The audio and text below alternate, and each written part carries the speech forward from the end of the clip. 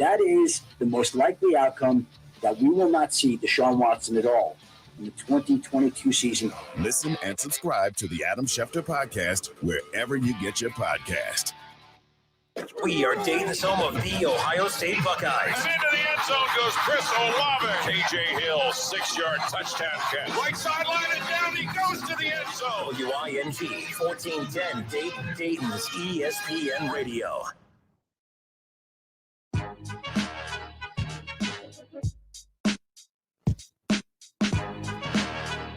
All right, everybody, welcome in. It's the Justin Kinner Show with Kev Nash, live here on Dayton's ESPN radio station, 1410 Wing AM.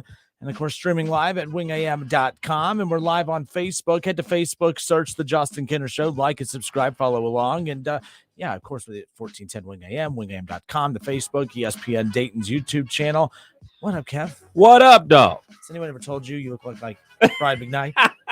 Funny enough. Inside joke, but nonetheless, I got a good kick out of that. But anyways, we are off and rolling here today on what is today? A Thursday. Thursday in the city. A week from, tonight, I guess, high school football kicks off here in the Miami Valley and around the state of Ohio and around the country, which is always a good thing. And, of course, you can catch high school football right here on 1410 Wing AM all season long, every Friday night, including, not every Friday night, but next week we kick off the season with Alter and Fairmont. Pretty jacked about that. Look, anytime I have a chance to say I was right, I always look forward to that. Now, this technically hasn't happened yet. It's not as if it's happened and I could say, see, I told you so, but I'm close to being able to say, see, I told you so. Reports came out about an hour ago that the Browns are very, very interested in pursuing Jimmy Garoppolo from the 49ers. Now, again, I never like to be the person that says I told you. Actually, that's not true.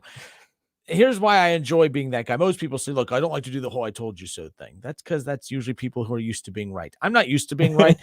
So when something like when a theory of mine starts to play out step by step, and I'm like, oh, see, I told you. I knew I saw this coming. Now, nothing's happened yet. The Browns don't have, they don't have Jimmy G yet or anything along those lines. But I think everyone could kind of see the writing on the wall. Look, this is just one of those situations that it's not a matter of if, it's just a matter of when the NFL announces that Deshaun's going to be gone for the rest of the season. I mean, look, he's not playing in 2022, or he's technically playing tomorrow night in the preseason game, but he's not going to play a regular season game this year. I'll be shocked. But Mary Kay Cabot with Cleveland.com tweeted out earlier, Kev, that the Browns are considering acquiring 49ers Jimmy Garoppolo if Deshaun Watson's 6-game suspension increases.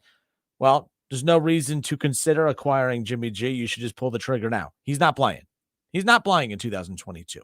He's playing tomorrow night, technically, maybe, unless the NFL, which I could see them in their calculated ways, wait until about an hour before kickoff to announce that, hey, yeah, by the way, that decision, yeah, we finally figured it out. And then that would throw a wrinkle into everything. Bottom line is this makes way too much dang sense. What I like about this is that the Browns are basically telling you this isn't a throwaway year. Mm-hmm. If they're waiting for the suspension of Deshaun Watson to hit and they basically just say, you know what, no Deshaun, well, whatever, I guess there's always next year, back to the old Browns approach to everything. The fact that they are interested in pursuing this route, it just shows that Cleveland knows they have way too talented of a roster and that you didn't need Deshaun Watson to make the playoffs this year. You need Deshaun Watson to win the Super Bowl this year, but you also need Jimmy Garoppolo to make the playoffs. You need Deshaun Watson to win the Super Bowl, but you're not winning the Super Bowl and you're not making the playoffs if you don't have Deshaun Watson. Jimmy G, you're not going to win the Super Bowl with, but you're going to make the playoffs with, or at least your best chance to make the playoffs is with Jimmy G. I think this makes way too much dang sense. I don't know what they're waiting on, and I think it's blissful ignorance on their end if they sit back and say, well, we're just going to wait until the NFL announces. Like, there's a chance he won't be suspended. He's being suspended for the year. Roger Goodell, who has barely said a word throughout this entire process, the only time that he has spoke has been just yesterday when he told the media that, yeah, Deshaun Watson, that was predator behavior. That's the commissioner of the league saying that your quarterback showed predator-like actions. Like, you're not playing this year. Mhm. Like, let's just be clear. And the sooner they accept it and we as fans accept it, then we no longer have to do this weird moral gymnastics thing where we try to compartmentalize and say it's okay for him to play. He's not playing this year. Cool. I'm actually kind of glad about that because now I don't have to sit here and spend every week trying to compartmentalize things and trying to just put a disclaimer out of, all right, guys, listen, I know he showed predator-like tendencies, but did you see that pass? No, we don't have to deal with that this year. Luckily for me, luckily for you Browns fans.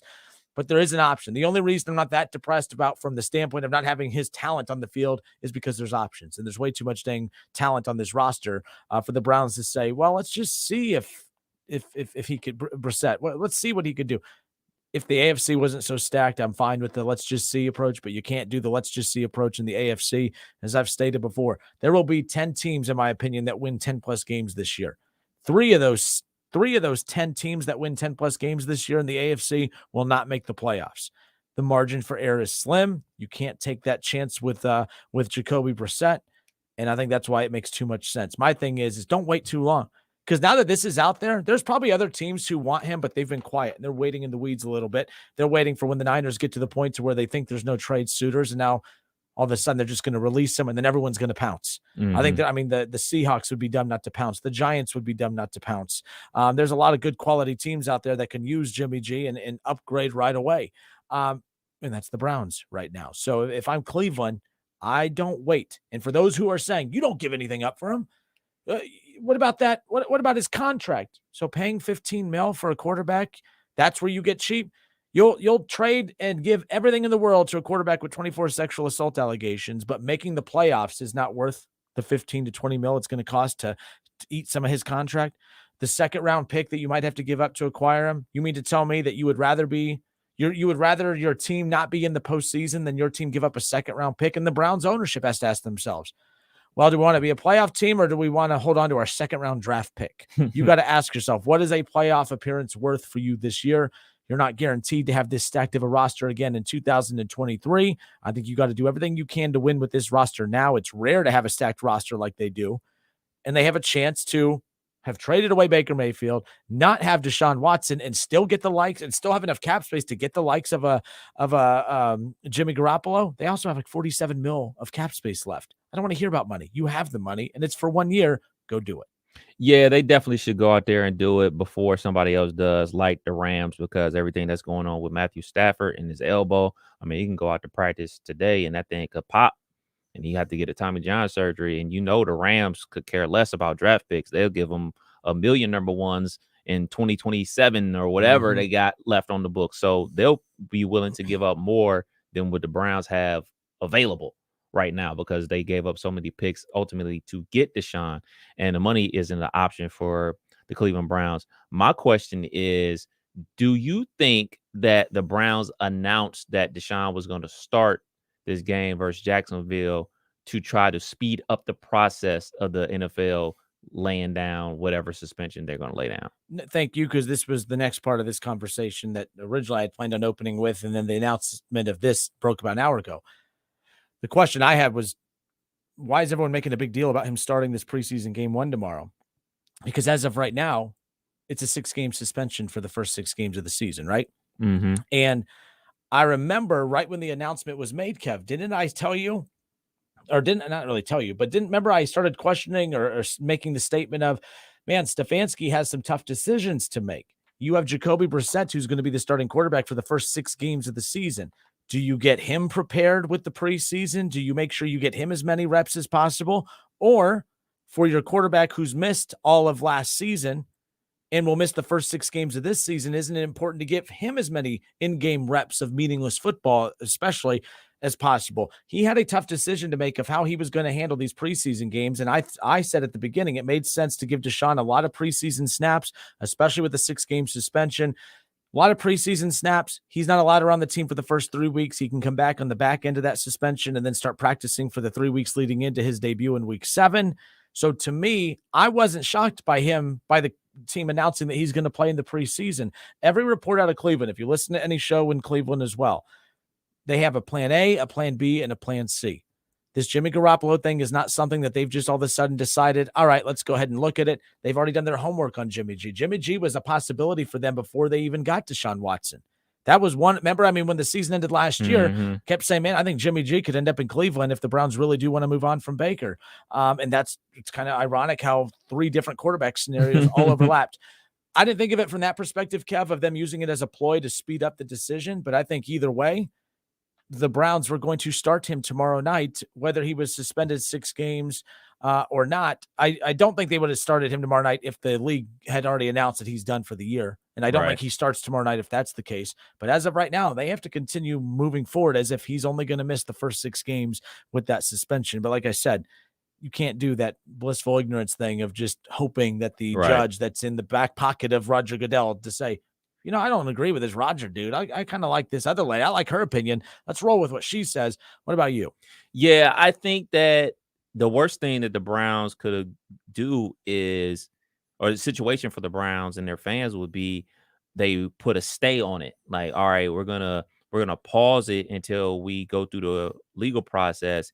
Deshaun Watson goes out there and plays week 1, 2, 3, 4, and then boom. All right, here's the decision. He's gonna be out 6 games in the middle of the season, and then he comes back later in the season. Yeah. Like that's a worse train wreck than what's going on right now. I think the best situation for them is to try to force the NFL to speed up the process. That's why I do believe that they announced that he's going to start, because there's a lot of egos involved here. I mean, if you learned anything from Roger Goodell and the things that he said at the owners meeting about Deshaun being a predator and everything like that, he, like you said, he hasn't spoken about this. He's kind of just let the legal process do this and release, NFL statements and let that do the talking. But he had a microphone put in his face, and there's no doubt in my mind that they're going to go for the whole season here. And we don't even know what, like, the NFL really wants an indefinite suspension. So when you get an indefinite suspension, obviously that means the year, but you have to apply for reinstatement.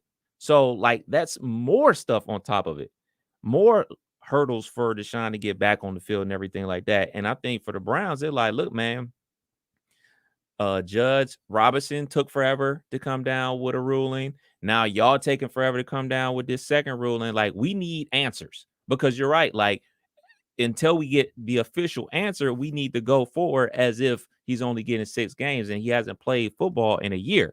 So any reps are good reps. So I think they forcing the issue by saying, yeah, y'all don't tell us something, we just gonna keep rolling them out here until we hear something. Yeah, that's why I was amazed all day at the various sports talk shows I've come across, whether it be TV or radio. The Browns, they're almost putting the middle finger up to the league by starting him in game 1 tomorrow. And I'm like, they're not. I'm not, this isn't a homer take, Kev. I just don't believe that it's a middle finger to the league to start him tomorrow night, because whether you like it or not, he's their quarterback. And Kevin Stefanski doesn't have a horse in the race in regards to the war between the Browns, the ownership and the rest of the teams in the league. Right. Stefanski's job is to coach the team. And Stefanski made the decision that, okay, you know what? If he's suspended the first 6 games of the season, he hasn't played all of last year, we need to get him some live snaps and live game action in the preseason, to where if he doesn't look sharp, he doesn't look great, that's fine. Let's get all that stuff out of the way now in the preseason, because when he comes back, he's facing Lamar Jackson, he's facing Joe Burrow, he's facing Justin Herbert, he's facing Josh Allen. Oh, he's going to avoid the Justin Herbert game, but you see what I'm saying? I mean, it's a gauntlet if the suspension holds. But we know that's not going to be the case. So, like I said, I have no issue with him starting and playing tomorrow. All we do is say how meaningless and pointless these preseason games are, but now we're morally outraged because Deshaun Watson's going to play in one. Stop it. It's okay. It's fine. It's all going to take care of itself. Deshaun's not going to play in 2022, which is why the majority of my energy is focused on, okay, next. And my energy about Jacoby Brissett as the backup quarterback is not bad. My energy of Jacoby Brissett as the starting quarterback for a 17-game season with a loaded roster, the Browns have to be aggressive, and they need to either blow the roster up now and start trading pieces away if it's a throwaway year, or do everything they can to go get Jimmy G, who can win. And it's a very similar style offense. It's not the same, but it's an offense that's, you rely on the run. All right, you're not going to have to make a lot of dangerous throws. You're not going to have to throw the ball 35 plus times. You're going to be in that, 25 to 32 pass a game range like he was with San Fran and like Baker was last year. And to be honest, he's clutch. He can win in crunch time. He beat the Bengals in overtime last year. He beat Aaron Rodgers in the playoffs.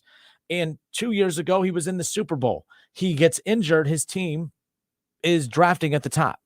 He comes back, and they're a game away from the Super Bowl again. Is it because of Jimmy G? No. But you know why they don't lose games? Because of Jimmy G. All right, and that's important. They lost games because of Baker's decision making. That's something that for once in Cleveland, they're not going to have to worry about that with him. They're going to let the great decision making and smart play of Jimmy Garoppolo complement and blend in with the likes of Nick Chubb and Kareem Hunt and Dearness Johnson and that top offensive line. And that defense. It just, for once, Cleveland, you've made a lot of bad decisions this last 6 months. Make a good one finally. Go get Jimmy G. It makes way too much sense. Another reason why they should go ahead and start Deshaun Watson is because I may kind of like disagree with it personally, but you've already made the investment to do it. Yes. You've already made the financial investment. You already traded the draft picks. You're all in. So just go ahead and continue to be all in until you get the final answer from the NFL. 518-1410. That's the number to call and jump in on the conversation. 937-518-1410. Put that 937 in front of there, of course. I'm throwing out multiple questions to the listeners, and you can give us a call. Again, 937-518-1410. I'm curious your thoughts in regards to how the Browns should handle this situation with, Jimmy Garoppolo, and should they pursue him? And then Deshaun Watson. Was it wrong of the Browns to announce that they're starting Deshaun Watson tomorrow night's preseason game? 518-1410. We'll talk about all of this when we come back.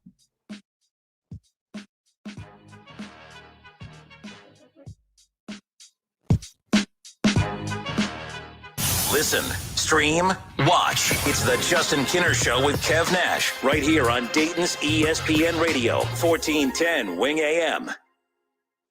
ESPN 1410 Wing AM weather. The mid-afternoon and early evening will be partly cloudy, a high near 83. Tonight's going to be mostly clear, a low near 58. And tomorrow's going to be clear and sunny, a high near 80. I'm Pete Spivak for 1410 ESPN Radio. Need an appliance? Shop the new appliance truckload event at Lowe's.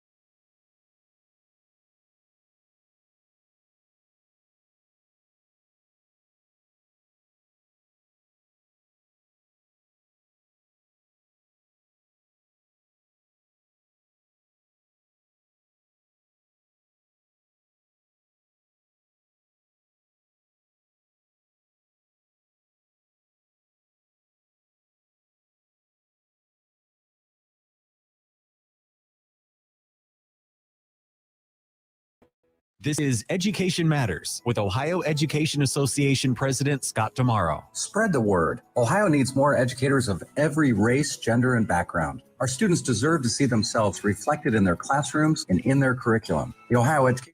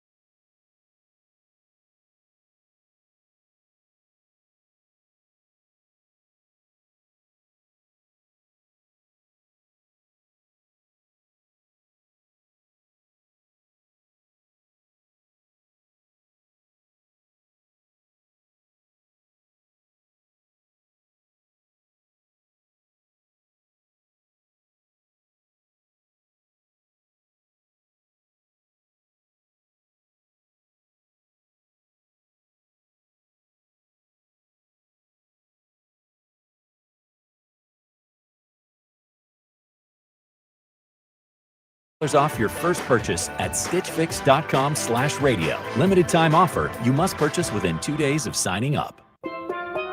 Here at the Almond Joy Factory, where tropical vibes abound, we use soft, fresh-tasting coconut. The crunchiest almonds and delicious chocolate candy. Ah, but do you know what our most important ingredient is? Sometimes you feel like a nut. Sometimes you don't. Almond Joy's got nuts and something even way better than that. Yes, Almond Joy is made with almonds and joy.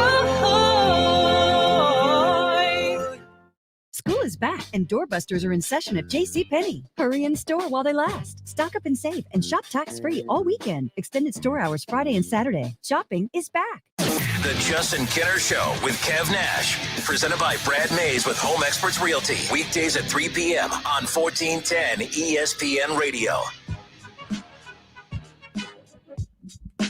Justin Kinner, Kev Nash, back with you here on Dayton's ESPN radio station, 1410 Wing AM.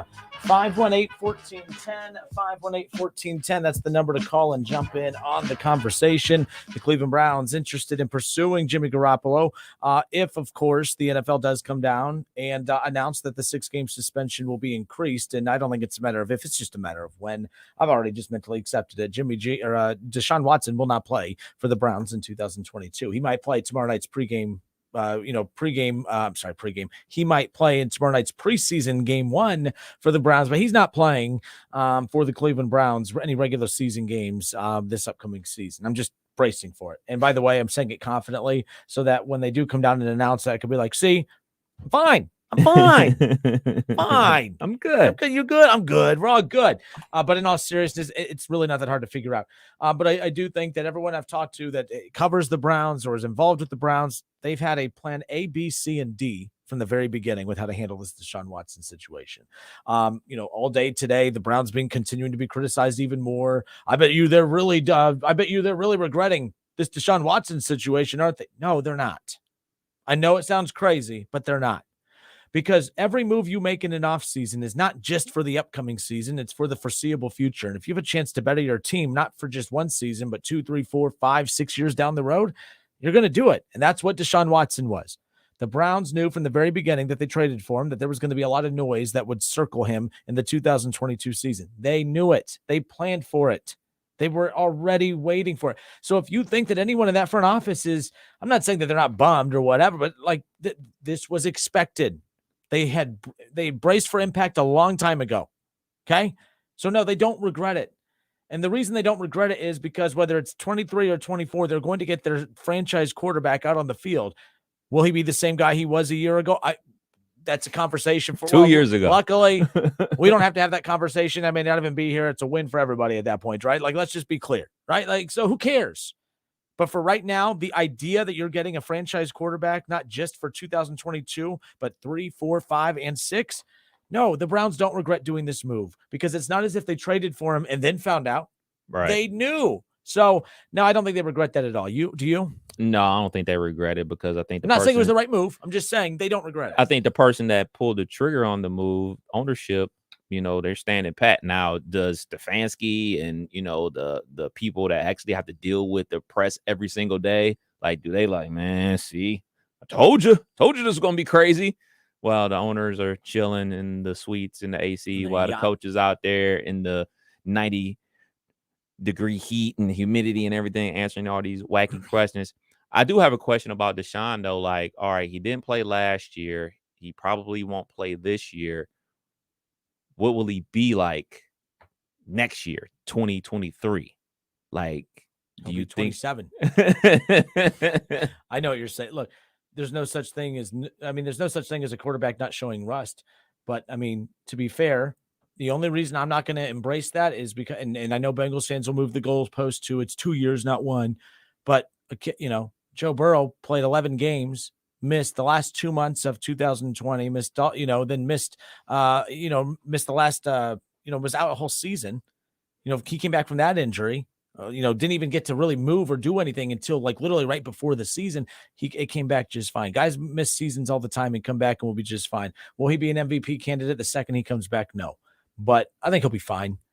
But at the same time, if he's not, it's another whiff for the Cleveland Browns. Like, I know what you're saying though, too. This is different. We've seen players come back after missing a few years. We've never seen an elite player his level. I mean, Michael Vick technically came back. That's what I was just about to say. He wasn't the Michael Vick from before, but the thing is Michael Vick would never look like the running quarterback. He was, but he wasn't elite like he was before.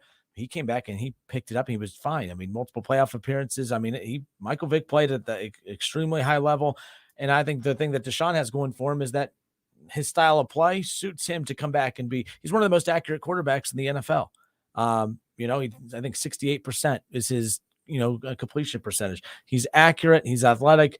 He's a scumbag. I mean, he checks off a lot of weird boxes, but the bottom line is I think he'll be okay from a on-field production standpoint. So I think he'll be perfectly fine.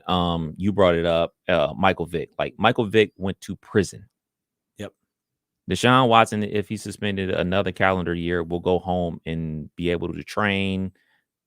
Like Michael Vick was training in there. What else is there to do? I you mean, ever been to prison? I'm assuming push-ups, out with the dudes, push-ups versus being trained and being able to do drop back passes and all the great things that quarterbacks do in the offseason. His offseason just will be 2 years. I think Deshaun will be perfectly fine because, like you just said, he'll be 26, 27 years old. Ain't like we talking about a 35-year-old dude taking 2 years off and then trying to show up to play football again. I think he'll be perfectly fine. Yeah, he'll have to knock off the rust, but guess what? That's what training camp is for. That's where you knock the rust off and everything like that. So if he is suspended another year and everything like that, eventually when he does come back, I think he'll be perfectly fine.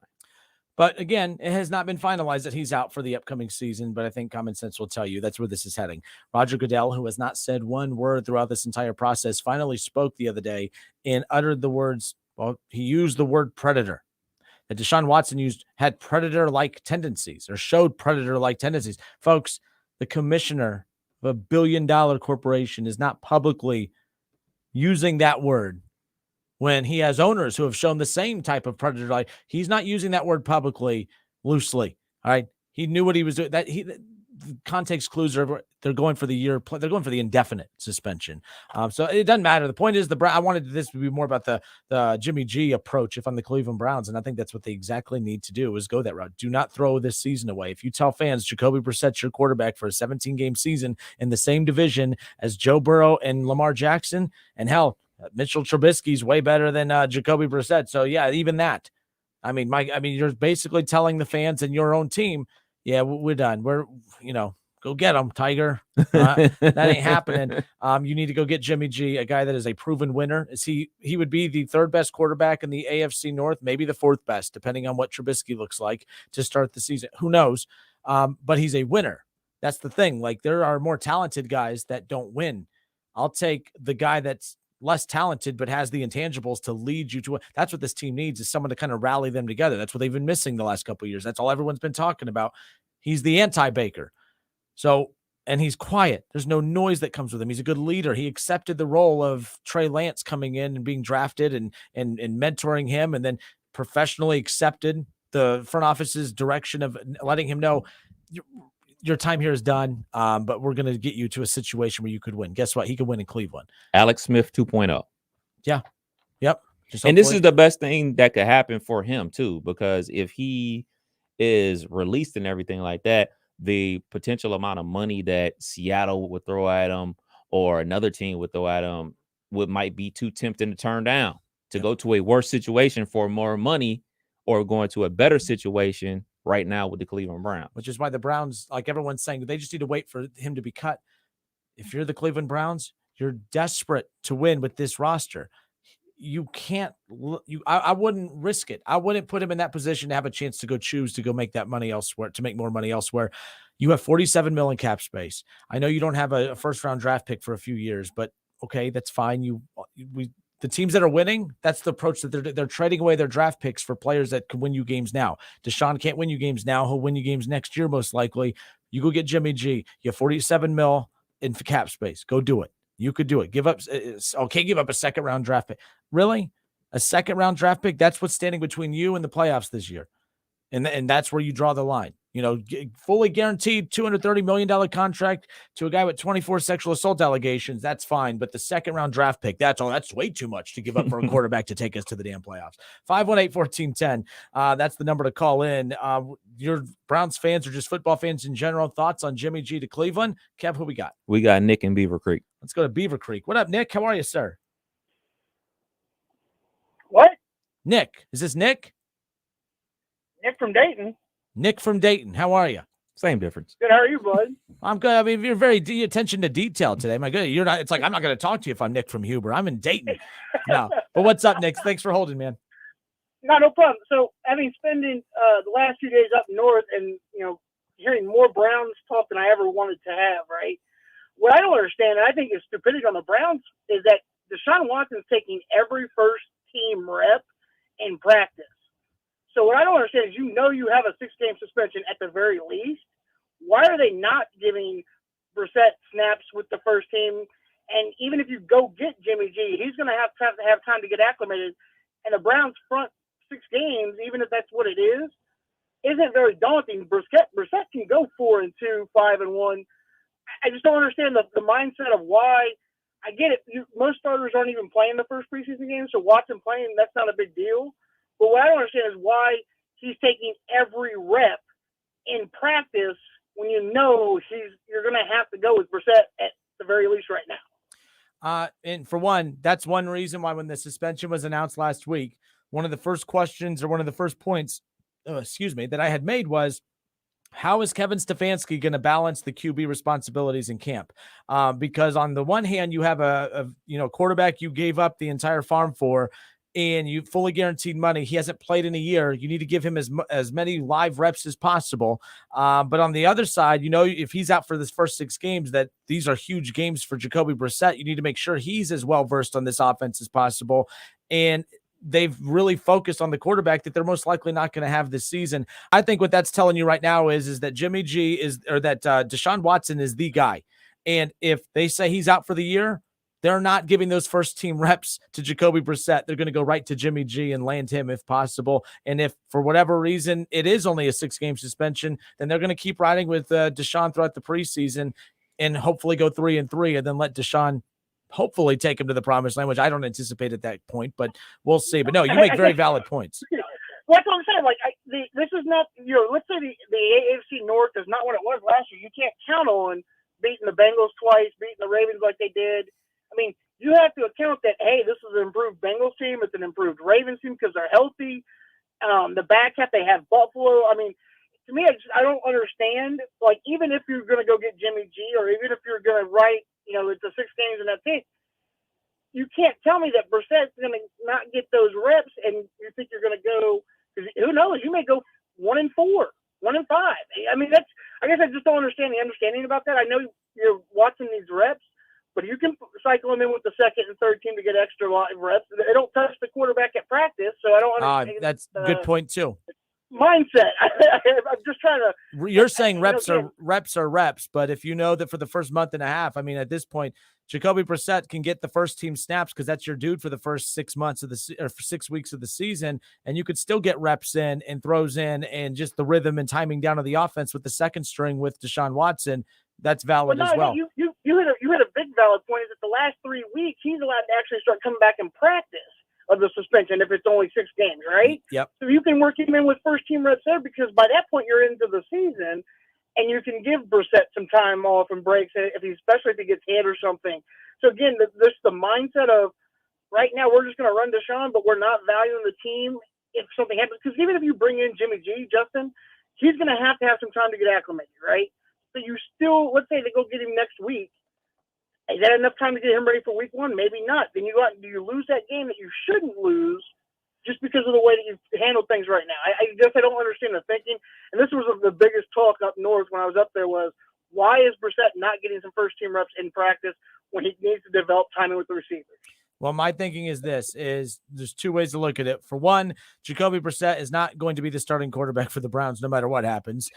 So that's maybe their first line of thinking. And the second part of thinking is this isn't a storyline until you get to within the month out range from a game. Right now it's October. It's August 11th. I guess we are officially we're officially at the 1 month range. Away. I thought, by the way, Nick, I'm not going to lie to you. I'm going to try and recover here, but I thought it was the 8th today. That's where I'm at mentally. I thought it was the 8th today. It's officially, we are 1 month out. And technically I think it kicks off on the 10th or the, whatever.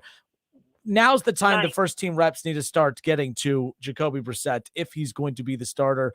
I think the Browns are wrong for doing all of these first team reps with Deshaun Watson, especially to your point. Reps are reps. His reps can come with the second team. You're not going to be there the first 6 weeks. Jacoby needs to get acclimated to these guys. That just proves that's why I'm saying I don't think that the Browns have him tabbed as their, starting quarterback. So we'll see what happens. You almost have to agree with that, Justin. All right, bud. Have a good one. Hey, take care, Nick. Appreciate Nick from Dayton. I appreciate you. Yeah, Nick, Kev. Nick from Dayton. So there you go. But 518-1410, 518-1410. We are still a month out. That's the thing. I know that, people think that because there's less preseason games that, we're closer to the season. I mean, there's, going to be a stretch where you only play 3 preseason games in the 4 weeks. And then it just seems like you're forever away from kickoff to the regular season. We're still a month out. But yeah, I do think that that's odd. Kev, you think that's odd too? It's one thing because I was like, oh no, it makes sense. You want to give Deshaun as many reps as possible, but reps don't only come with the first team. Right. Reps can come with the second team. That to me, if Jacoby's not getting any first team reps, that screams to me that, hey, the Browns are telling you, if you're not getting first team reps and you know that you're the guy for the first 6 weeks of the season, the Browns are already telling him you're not starting the first 6 weeks of the season. I think that this is they knew when Judge Robinson announced that it was a 6-game suspension. I think even the Browns knew, yeah, well, celebrate, but that you may have won the battle, but you didn't win the war. Right. The war is with the NFL, not with Sue Robinson. And I think that's what the Browns are saying as well. It's one thing if Robinson says 6 games, but it's another if the NFL. I think that's really what it comes down to. The only decision that matters is the NFL, and we're waiting on that still. But I don't think Jacoby Brissett, he's not starting week 1. I don't care what happened. It doesn't sound like they're putting him in that position to be that guy. I think they have another target in mind, and I think it's Jimmy G. Yeah, I think Jimmy G is the guy that they're going to go after. But as far doesn't as mean they get him, though. Right, exactly. Because just because you want him doesn't mean somebody else doesn't want him and willing to offer up more, because that's what a trade is. Now if he's released, he's a free agent and he can go wherever he wants to go. As far as the reps are concerned, you got to think, man, why aren't you doing that?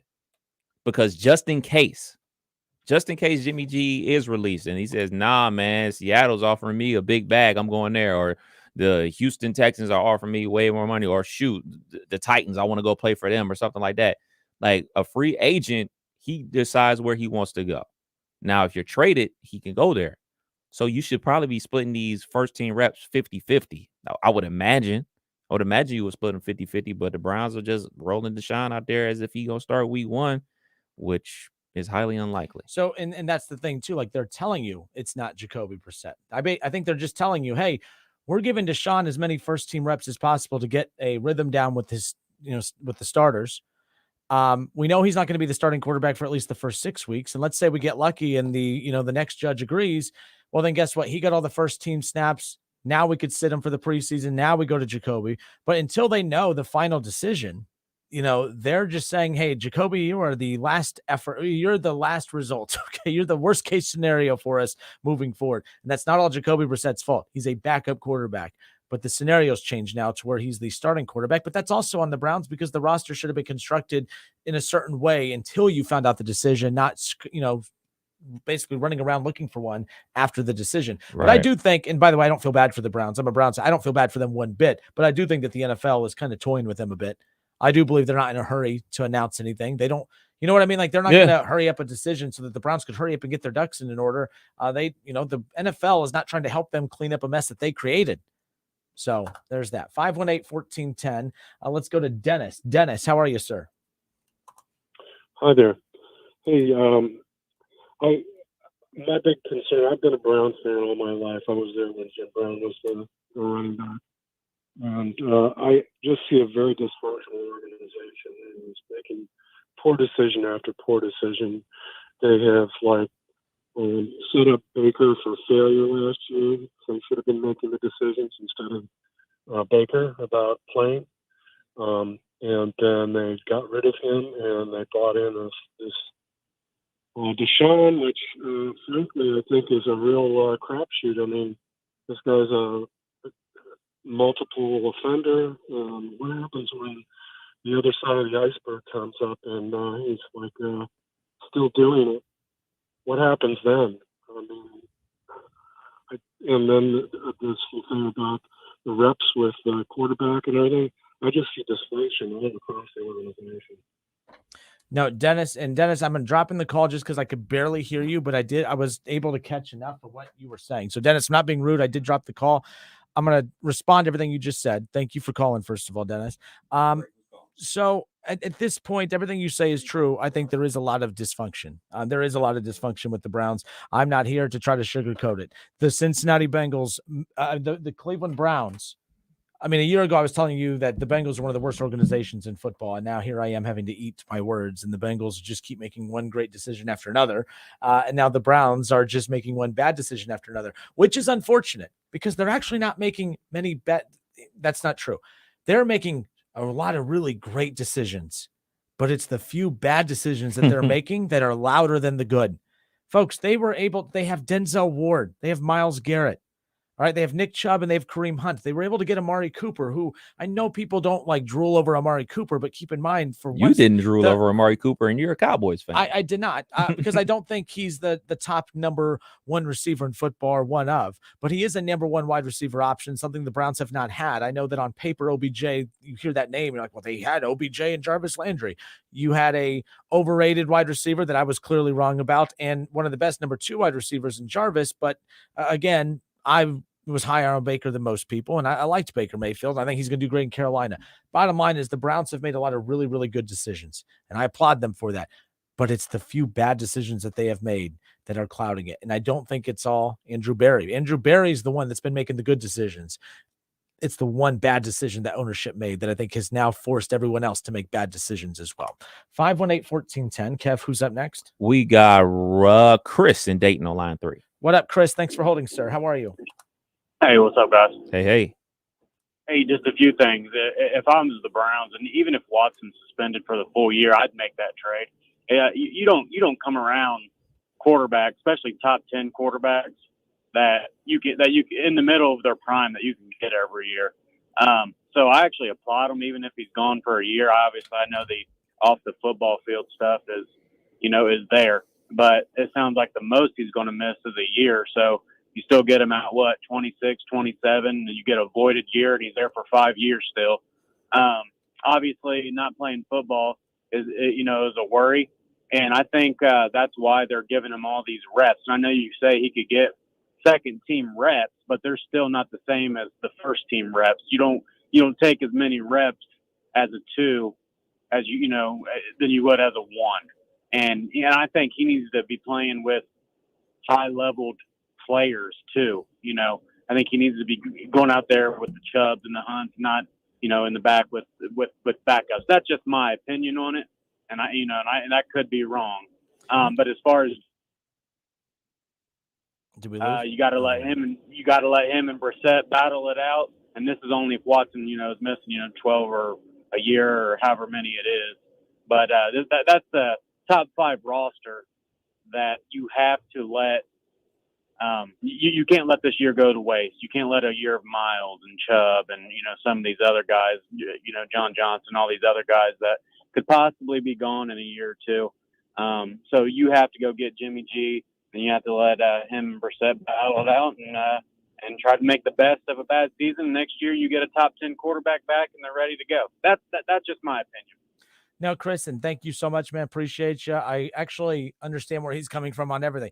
If you strip away, like for instance, you have some people who are looking at the Live Golf situation saying, you know what, we get gas where, our gas comes from Saudi Arabia and it's fine. We compartmentalize everything. Who cares? It's just golf. But those same people that say that are also the same ones, some of you that come at me, some of you who are laughing at the people who are being dramatic about the Saudi Golf League. It's like, oh, people, you're choosing to be offended by that. All right. You're choosing to be offended by that. All right. It's just golf. you're the same ones that are like, I can't believe that you would support a team that has Deshaun Watson, the quarterback. I mean, that's another, I'm not saying you're right or wrong for being offended by certain things, but it's just another example of sports. We compartmentalize in sports all the time. And with this, it's one of those where that last caller, the way he said it so calm was just, look, you had a chance to get a top 10, top 5 quarterback for the next 5 years. He's going to play in the league for the next 5 or 6 years. Why not it be on your team? And this is a team that's been a disaster of being able to find a quarterback. And of course, in typical Browns fashion, they find one. And then, well, you know, the rest of the story. So it's, you know, typical Browns, of course, but it's always a disaster. It's just interesting, Kev. And it's so weird how the more things change, the more they stay the same. Things have changed in Cleveland. They're a good football team. Their roster is loaded. This is the best roster they've ever not ever had. That's stupid. This is the best roster they've had since coming back to Cleveland. I don't think that's really that hot of a take. This is the best roster that they have had since coming back to Cleveland, and they can't even enjoy it because of one. You're only as good as the sum of your parts. Well, the sum of their parts are really good, but the most important part is the one that is supposed to bring it all together, but is tearing it all down. And that always seems to be the storyline with the Browns: quarterback. And finally, when they get a good quarterback, it's the noise around them. It's just typical Cleveland Browns. Always screaming. something. It's screaming. The noise is screaming. 518-1410. Who's up next, Kev? Rob in Dayton, line 4. What up, Rob? How are you, sir? Welcome in. It's okay. Hey, I have just a few comments on a couple of things y'all talking about. First of all, I'm going to just mention Deshaun Watson. You know, I'm a fan of the Browns, always will be. And what happens one year won't make me be less of a fan. But with Deshaun Watson and the civil court procedures, one thing I don't hear people talk about, accusations and innuendos when you file a civil court. Whether it's because of a wrongful termination or whatever the things you file, you might have employees say, that happened. Or like it could be Johnson baby powder. When they started with 10, now it's millions.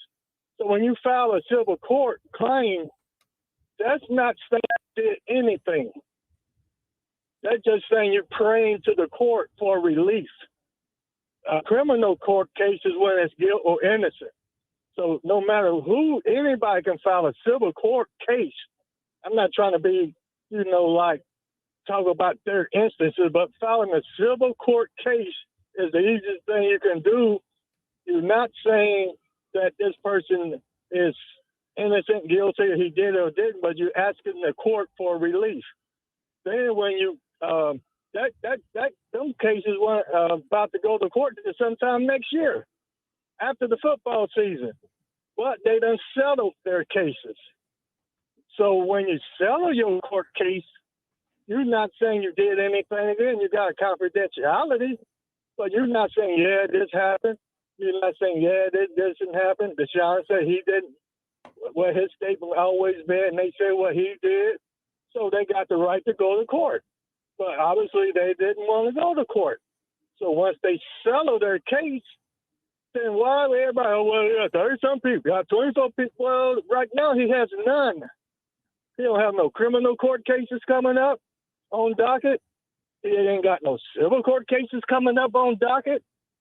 And they had some accusations, but they settled. And so, people keep calling in about the same thing. I was listening to another court case yesterday, very famous person, took the Fifth Amendment. The Fifth. So he will incriminate himself. That's more what we should be talking about, but I know this is a sports show. Yeah, stick to sports, Robert. Come on, what is wrong with you? I am. But some people go to court. Some people go to court and they didn't say Fifth. Well, Deshaun Watson don't even have a court case, civil or criminal. So why are you not working? No, but my other thing, but I got one more point when you're talking about the reps. If Cleveland thinking that Deshaun gonna be suspended, well, you got to protect Kobe Brissett because really he's a first-string quarterback. So he's getting his reps maybe in different settings. But if Deshaun go on suspension, he needs the reps now in case he comes back that he got his work in. I don't think because they don't think that Brissett can do his job, but you got to get Deshaun work in just in case he do play this year and he's off. No, and I get that. Then he can come. And Rob, thank you, man. We just have to move because we're up against the clock here. Real quick to respond to a couple things that he said. Look. Oh, I want to know which more part you want to respond to. So the guy that he pled the fifth. No. So with all the civil cases and everything, like I know that's been a talking point for over a year now. And that, look, the thing is, that's fine that you want to kind of be as detailed about it as possible. Like, well, those cases they're thrown out now, like they're taken care of. That's not a factor. They've settled it. It's off. What they've settled was a result of the action that he was accused of. That was a violation of the code, the conduct policy. So that's why the NFL they're so vague in their description of what anything that embarrasses the shield of the NFL. Folks, that's vague. What if they don't like the shirt you're wearing? Well, embarrasses the shield. By the way, I'm being dramatic there. Trust me, I'm not defending Deshaun here. I'm just saying, like, that's the thing with the NFL is why they're always protected. Is while we try to justify it, and that's maybe a poor phrasing of that, but like while Browns fans try to justify the current situation of, well, what, he's settled, who cares? All right, it's not even going to trial now. Who cares? That's the thing with the NFL's code of conduct policy being in place the way it is. It's basically saying that, well, anything that embarrasses the shield, they kind of get to dictate that. The ball's in their court as far as how that operates. And the Jacoby Brissett thing, I know that, yes, technically he's up next. He's the starting quarterback now for the Browns for the first 6 weeks and possibly longer based on what's on the roster right now. But Rob, to your question or to your point that you made, I know he's technically the next man up. He's the guy, but the Browns are telling you he's not the guy, though. Like, that's why this report came out that they want to look at, Jimmy G. By the way, I don't think the Browns leaked that report. I think if the Browns were playing their cards close to the vest, that they would have not leaked that. I don't think the Browns leaked that. I think the Niners leaked it. Someone leaked it on their end to get into a bidding war. Now the Seahawks, who might be quietly waiting off in the weeds, they might say, all right, fine, we'll trade you for him. The Giants might trade for, there's going to be teams out there like, okay, you win. Well, here's the second rounder because we know the Browns are going to go hard after him. We got to get him first. Maybe that works to the Browns' favor or to the Niners' favor, and the Browns end up offering something for him because I think the Browns are also waiting. So who knows what's going to happen? It's going to be interesting. Do the Browns have any second-round picks this upcoming I'm pulling season? that up to see what their draft they gave up a ton of first-round picks, obviously, for Deshaun, and they don't have any first-round picks for the next 2 years, which makes those second-rounders more valuable than usual. But again, are you saying that holding on to that second-round pick to get a linebacker from Iowa or something is more valuable than a playoff appearance this year with Nick Chubb, Kareem Hunt, Amari Cooper, Schwartz, and David Njoku? You know what I'm saying? Like Donovan Peoples-Jones. You got to ask yourself, like, is that worth it? The reason I asked if they have any this year because, I mean, San Francisco, if they're going to trade them, I would imagine they will want some picks for this upcoming season. Like, if they don't have any and they're talking like, yeah, we give you 2 second-rounders in 2035, like San Francisco gonna be like, sorry, man, like John Lynch ain't gonna be the GM in 2035. You're like, man, I want to use those while I'm the GM. I'm not trying to set it up for the next GM and everything like that. And if Seattle's just like, yeah, man, we give you a second rounder this upcoming season for them, I think they ultimately might do that. So I'm very curious to know what they have in the chamber as far as draft capital this upcoming draft. And was that 2023? Yeah. And like, they're just, we'll see. We'll see. So much minutia, man. 518-1410. Appreciate the calls. Keep them coming. Social media interaction. I'm going to get to your questions on social media on the other side. More in a moment.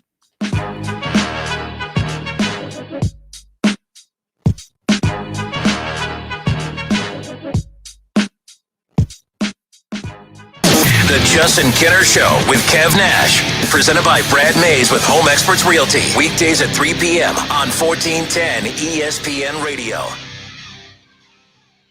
Dealing with an outdated printer that just can't keep up with you? Visit Staples and upgrade to a new HP Envy Inspire with HP Plus, HP's best home printer. And it comes with 6 months of free ink. It prints everything you need, from homework and work documents to incredible photos and more with amazing quality. Right now, save $70 on the HP Envy Inspire 7955E, available at Staples. Offer valid through August 27th. See staples.com/HP Plus for details. Ray Magliozzi here for eBay Motors. Okay, easy now. You're teaching your kid how to parallel park. Ouch! Turns out he likes to do it by feel. Don't worry, eBay Motors has bumpers, taillights, trunk lids, license plate holders, 122 million parts. Pull up just a little bit. And headlights.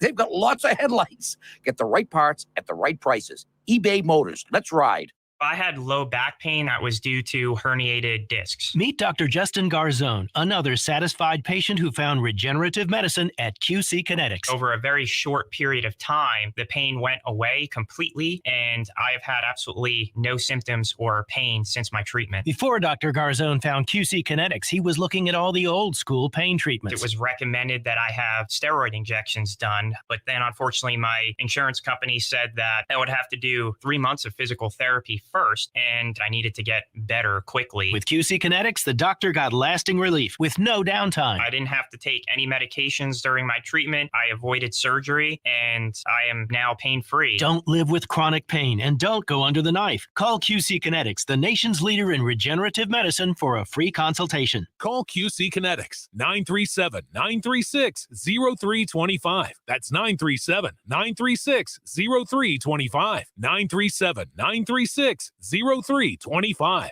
Lee's Famous Recipe Chicken is excited to announce their new delicious spicy bourbon chicken sandwich is here. It's the best of both worlds. They're spicy bourbon dippers that you love, brought into a sandwich you'll crave. It's made with their famous spicy chicken sandwich, smothered in their special bourbon barbecue sauce, dripping with flavor on a brioche bun. Enjoy it in a combo with your favorite side and a drink, priced just right at only $6.99, and only available at Lee's Famous Recipe Chicken Miami Valley locations. Lee's, famous for spicy bourbon chicken. Germain Honda Beaver Creek is your local Honda dealer. If you've been waiting to buy, now is the time. For a limited time, we have 22 Honda Passports and 22 Honda Pilots with financing as low as 1.9%, and 2022 Honda Ridgelines with financing as low as 2.9%. Remember, we can get the Honda you're looking for. We are taking deposits on current scheduled in-build new Hondas every day. See me, Sales Manager Jason High, for all the details. We're on Route 35, just east of 675, between Xenia and Beaver Creek. Germain Honda Beaver Creek, the right car, the right price, the right way. For a beautiful look that protects and stays clean, choose Dutch Boy Paint from Menards. Now all 11% off. Get quality products with smart technology like mildew-resistant coating, stain shield, and dirt-resistant paint and primer in the award-winning Dutch Boy Twist and Pour containers. Get 11% off everything, including the full line of Dutch Boy paints. Now at Menards. Good through August 14th. Savings or mail-in rebate. Some exclusions apply. See store for details. Save big money at Menards.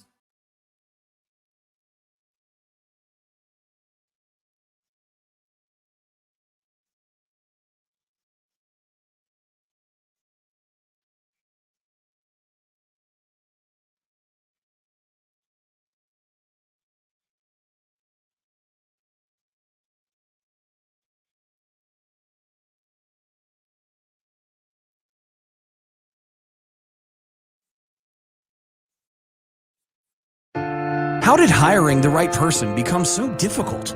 Well, it doesn't have to be.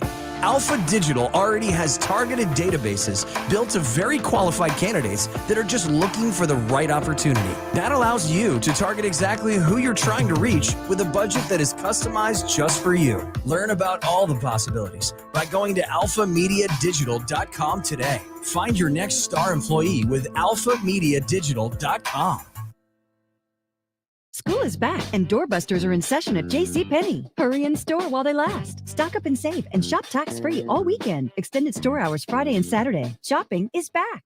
There are many ways to catch the Justin Kinner Show with Kev Nash on 1410 ESPN Radio, weekdays from 3 to 6 p.m. You can catch it live right here on 1410 Wing AM, or you can stream the show at wingam.com. But now we have another way that you can take in the show. You can now watch the Justin Kinner Show with Kev Nash live on ESPN Dayton's Facebook page. Listen, stream, watch. It's the Justin Kinner Show with Kev Nash, weekdays from 3 to 6 p.m. on 1410 ESPN Radio. WING 1410 Dayton, Dayton's ESPN Radio.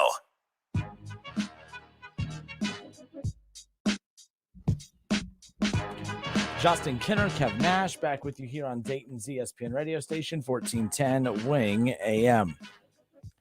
wrapping up this conversation with the Browns and the Deshaun Watson situation, I just want the league to hurry up and make their decision, a decision that I already know what the decision is going to be. But once the reason that is so important is not because I care about what happens with Deshaun Watson. I just care about what the Browns do at quarterback. And I think Browns fans deserve to be excited about this upcoming season. And the fact that I think that there's still a chance for good things to happen for this team, despite the disaster that could have been, putting all the eggs in the Deshaun basket. I still think they have a chance to be a very good football team. Let's say they get Jimmy Garoppolo. He's not better than Joey B. He's not better than Lamar. But he doesn't have to be because I still think that even, with Cleveland, I think they can win the division if they have Deshaun. If Deshaun's the quarterback this year, with everything that they have, I think that they wouldn't be the favorites to win the AFC North because I think the Bengals seem more buttoned up and trusted and the Ravens seem more buttoned up and trusted when healthy. But I actually think Cleveland would be better than those two teams, not by much, but to where they would win the division and be Super Bowl contenders. But Jimmy G, I don't think they have enough firepower to, I don't think you need your quarterback. Deshaun's going to win you games that you probably didn't have business winning. Mm-hmm. Jimmy G's not that. So that's kind of where I'm at with that. So I still think that they're a playoff team with Jimmy G, or at least a 10 to 11 win team with Jimmy G. With Jacoby Brissett, I think they're 9-win team at best. And I don't think 9 wins is enough to make the playoffs this year in the AFC. What Jimmy G does best is he doesn't hurt you. 9 times out of 10, he's not going to turn the ball over a ton. I know I'm the guy that makes fun of him throwing a pass in the Super Bowl with his eyes closed and an interception in the NFC Championship game. But overall, he doesn't turn the ball over. And that was the Browns' biggest problem under the Baker Mayfield regime. Like, he led the league in interceptions since he got into the league. It was high his rookie year, it was high his second year, and it was high his last year. With the Browns and everything like that. So basically, you don't turn the ball over. Like, I'm a stickler for quarterbacks who turn the ball over. And that goes back to like my thing about Lamar. It's not him throwing interceptions, it's him fumbling. And he fumbles when he's in the pocket. So like when quarterbacks turn the ball over, you're putting your team in just bad positions, man. So Jimmy doesn't do that. So when you're running with the San Francisco 49ers and that elite defense that they have there, and you're not turning the ball over and you're playing within yourself, you would imagine he will be able to do the same thing for the Cleveland Browns. 518-1410. 518-1410. That's the number to call and jump in on the conversation. Let's go again, just kind of reading some of these Facebook reactions. Forrest on Facebook, Kev, says, honestly, I want the Browns to go all in for Jimmy G. I think they would be stupid to not go for him. And as for them playing Watson, who cares? It's only preseason. I agree. I thought it was amazing today listening to various, radio shows and watching various, sports talk shows. The outrage of the Browns giving the middle finger to the league by announcing that he's going to start preseason game 1 tomorrow. And that doesn't bother me because the Browns right now are operating under the 6-game suspension direction, even though they probably know that it's not going to be just 6 games. But, for the off chance that it is, they have to operate under, hey, he needs as many reps as possible. This is a guy that did not play all of last year. This is a guy that will not play at least the first 6 games of this year. So if there is an opportunity to get him time on the field with the first team against an opponent that's not who he's been going up against in practice, it makes all the sense in the world to start him in the preseason game. People are acting like it's a middle finger to the league by the Browns that they're starting him tomorrow because the league is appealing this. Deshaun was going to be the game 1 preseason starter no matter what, unless they just decided not to play starters. But that's not the case here. I think it's smart of the Browns to play Deshaun Watson. You could play him a lot in tomorrow night's preseason game because you know that if he gets hurt, oh, well, which by the way, I didn't think of that. I knew you were going to go No, there. I didn't think of that. People, the conspiracy theories, I could see it already. He'll have a season-ending ankle injury tomorrow. And they won't suspend him. And then Brian's like, what? 6 games is fair. He could play week 7. Oh, he can't? Aw. But, everyone will be like, see, it's not really a suspension. They won't. They'll hold back. That's how the NFL do. But can you believe they padded his schedule to get hurt? Or they padded his contract so he can get hurt and not lose a lot of money in year 1? Unbelievable. But the thing is, who else is starting? Most of the starters are going to start. Okay. How much playing time they're going to get? That's yeah. you're not about to put him out there with the backup offensive line, are you?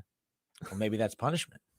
No. Maybe the league's like, all right, you got to play all the preseason with third-string offensive line. He's like, I'm not the Bengals quarterback. I'm the Browns quarterback. I don't play behind that offensive lines. And like, how much is he really gonna even play? Like, it is the preseason. Like, let's just say, let's pretend like none of this stuff, off-field stuff, had happened. Let's pretend he was actually traded to the Cleveland Browns on an up and up, and he was still the stand-up guy that we all perceived him to be, and everything like that. He wouldn't be playing a lot in the preseason anyway. Probably go out there for the first series, and then be standing on the sideline, chewing gum, watching the game, just like everybody else. So he's not going to play a ton. Yeah, I mean, and like, they like, man, we need you out there in the fourth quarter, lead this comeback in preseason games. That's not going to happen. He's not going to be out there a ton. Couple snaps, couple handoffs, screen pass, tight end screen. Yeah, I mean, it's just but then again, I think that's dumb. If you're bringing him out there to start, it's because it needs to serve a purpose. And hey, let's let him air it out. Like, let's let Cooper go deep, take advantage of the time on the field. Joe Burrow only played one snap, or how many snaps? He played like a very limited amount in preseason last year in the one game or whatever. But like it was like a big time incompletion. Like, it wasn't a good throw. And then all of a sudden he balled out last year. Like, preseason means nothing. It doesn't mean anything. So if it means nothing, don't make it something. Oh man, these games mean nothing. The starters shouldn't even be out there. It's a waste of time. They're going to get hurt. Oh, they're going to start Deshaun Watson tomorrow. Man, what a big FU to the league. What a big middle. Stop being dramatic. We don't have to over dramatize everything. You could think he's scum, but not everything that involves him has to be this big dramatic, over dramatized reaction of today on the herd. Oh, there's the middle finger to the NFL. Stop. I got 2 middle fingers. If you think that that's a middle finger to the NFL, it is what it is. So Ben Ayers on Facebook, or Barry Ayers on Facebook, Kev, says that Cleveland was shady with the whole deal. I don't know were they? I don't believe they were shady. You can question making a move for a person in that situation. Desperate's a bet. I would accept desperate over anything, but I don't know why would it be shady. Who were the other? Atlanta was in on the mix. Atlanta's not a desperate organization, but they were very close to finalizing a deal to get Deshaun Watson. Because when I hear the term shady, I think like, oh man, they're doing something that's illegal. They didn't do anything that was illegal. Like, I just view them as a desperate franchise and a desperate owner to win. Yeah, I don't think it was shady at all. It was desperate. Shady. There was nothing shady about it whatsoever, especially if it was one thing, if the only team that was willing to take a chance on this was the Browns, they were one of many teams that were willing to take a chance on this. The Dolphins, with all the chaos that they're going through, even in the midst of trying to get Tom Brady and trying to get Sean Payton, they were still kicking the tires on getting Deshaun Watson. Is that shady? They had other shadiness around that franchise as well, that another investigation just wrapped up with them. But, it's just, I don't know. I don't think it was shady. So I think this is what he was referring to, though. Barry on in 518-1410, by the way. Barry on Facebook continues to go and says, when his first year was only $1 million, the Browns flipped the league off. Barry, I definitely see what you're saying. If you weren't aware of how the Browns do their contracts, I could understand why you think that this was them manipulating it. But when Denzel Ward, for a brief moment, was the highest paid defensive back in the league, when the Browns paid Denzel Ward, do you know that his contract it's set up the exact same way? You know that when they gave Myles Garrett that big extension, did you know that his contract was set up that exact same way? You know that when Nick Chubb got his extension with the team, and Kareem Hunt, when he got his extension with the team, Andrew Barry, no pun intended. Let's see how that worked out. Andrew Barry Ayers. But Barry, when Andrew Barry set up these contracts for all of the extensions for these guys, they were all done the same way. Deshaun Watson's contract was built the same way. All of the first year money was rewarded as a signing bonus, and there was $1 million on the books. And what that does is it allows them to free up all the money for the cap to be able to go out and get more players.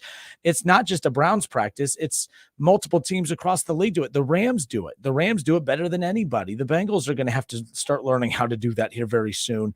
The Browns Bad ownership, yes. Dysfunctional franchise, yes. Shady franchise, I disagree with that. Desperate franchise, as Kev said, absolutely. I'll never defend that. I mean, yes, they were desperate. But to Barry's point, and many point, if you don't understand how the Browns do contracts, I could understand why the perception is that that they helped him get off when it comes to of course, the suspension of, now he's only going to be fined the $1 million for the full season if he's out, as opposed to the $50 million he would have got if he would have been paid. I'm going to stick with my word of desperate, because the fully guaranteed contract, like we all know, that's like the reason why he ended up with the Browns. Like, he was considering the Browns, then ultimately he was thinking about going back home to Atlanta or possibly the Saints. But then the Browns came with this offer that he couldn't refuse. Like, are you going to guarantee the whole thing? Okay. Like, that's just saying, like, this is how much we want you. If you want to talk about shady, you can go talk about what the Houston Texans were doing, providing him with Indian A's and all that type of stuff. That's shady. That's shady behavior. Everything that the Browns are doing contract-wise, it's on the up and up. Like, it's not against the rules. It's not shady. Anybody else out there could have offered them a fully guaranteed contract if they chose to. So it's just a whole bunch of guys that could really crunch the numbers. And if they're crunching the numbers better than your guys are crunching the numbers, it is what it is. So I won't say it's shady. I would just say it's desperate, and they really wanted them. So they basically outbid the other teams by coming with a better offer that he was willing to take. And we talk about shady, you better go look at the team that he used to play for. Yeah, the team he's actually in 518-1410, by the way, the team that he played for, that the Browns acquired him from, that's actually a shady franchise. The Browns are a desperate franchise. And there we go. But again, Barry, you're not wrong for thinking that, because to be honest, when I first heard that the Browns had done that, I was like, okay, that is kind of weird. That's kind of messy. But when you go and you look at it, they did the same thing for Denzel Ward. They did the same thing for Myles Garrett, Nick Chubb, Kareem Hunt. So no, it's not dirty. I promise you, Barry. I promise you. Barry says they knew what was about to happen. Low-level NFL franchises. Well, look, nobody knows what's about to happen. Yeah, there's a lot of shady people running these franchises. I promise you that much. But there you go. All right, phone lines are full. 518-1410. Let's go down the list. Kev, who we start with? We got William on line 3 from Dayton. William and Dayton, how are you, sir? Welcome in. Hey, what's up, fellas? I just want to speak on what the guy said about being shady. If the Browns don't offer a fully guaranteed contract, he doesn't go to Cleveland. So how can that be shady? Like you said, the word is desperate, because if they don't do that, they don't get him. And the reason these contracts are so backloaded, like you said, with Miles and Watson and Chubb and all them, is because the money continues to go up every year. And just with DirecTV now not having the ticket next year, and it's probably Apple, it's going to be even more money. So you backload these contracts, and now this $44 million isn't as big as a hit as it would be this year. You have to do it. But yeah, the Browns were definitely not shady. They had to do what they had to do to get a top 10 quarterback. I think people forget that you cannot win in the NFL without a top 10 quarterback.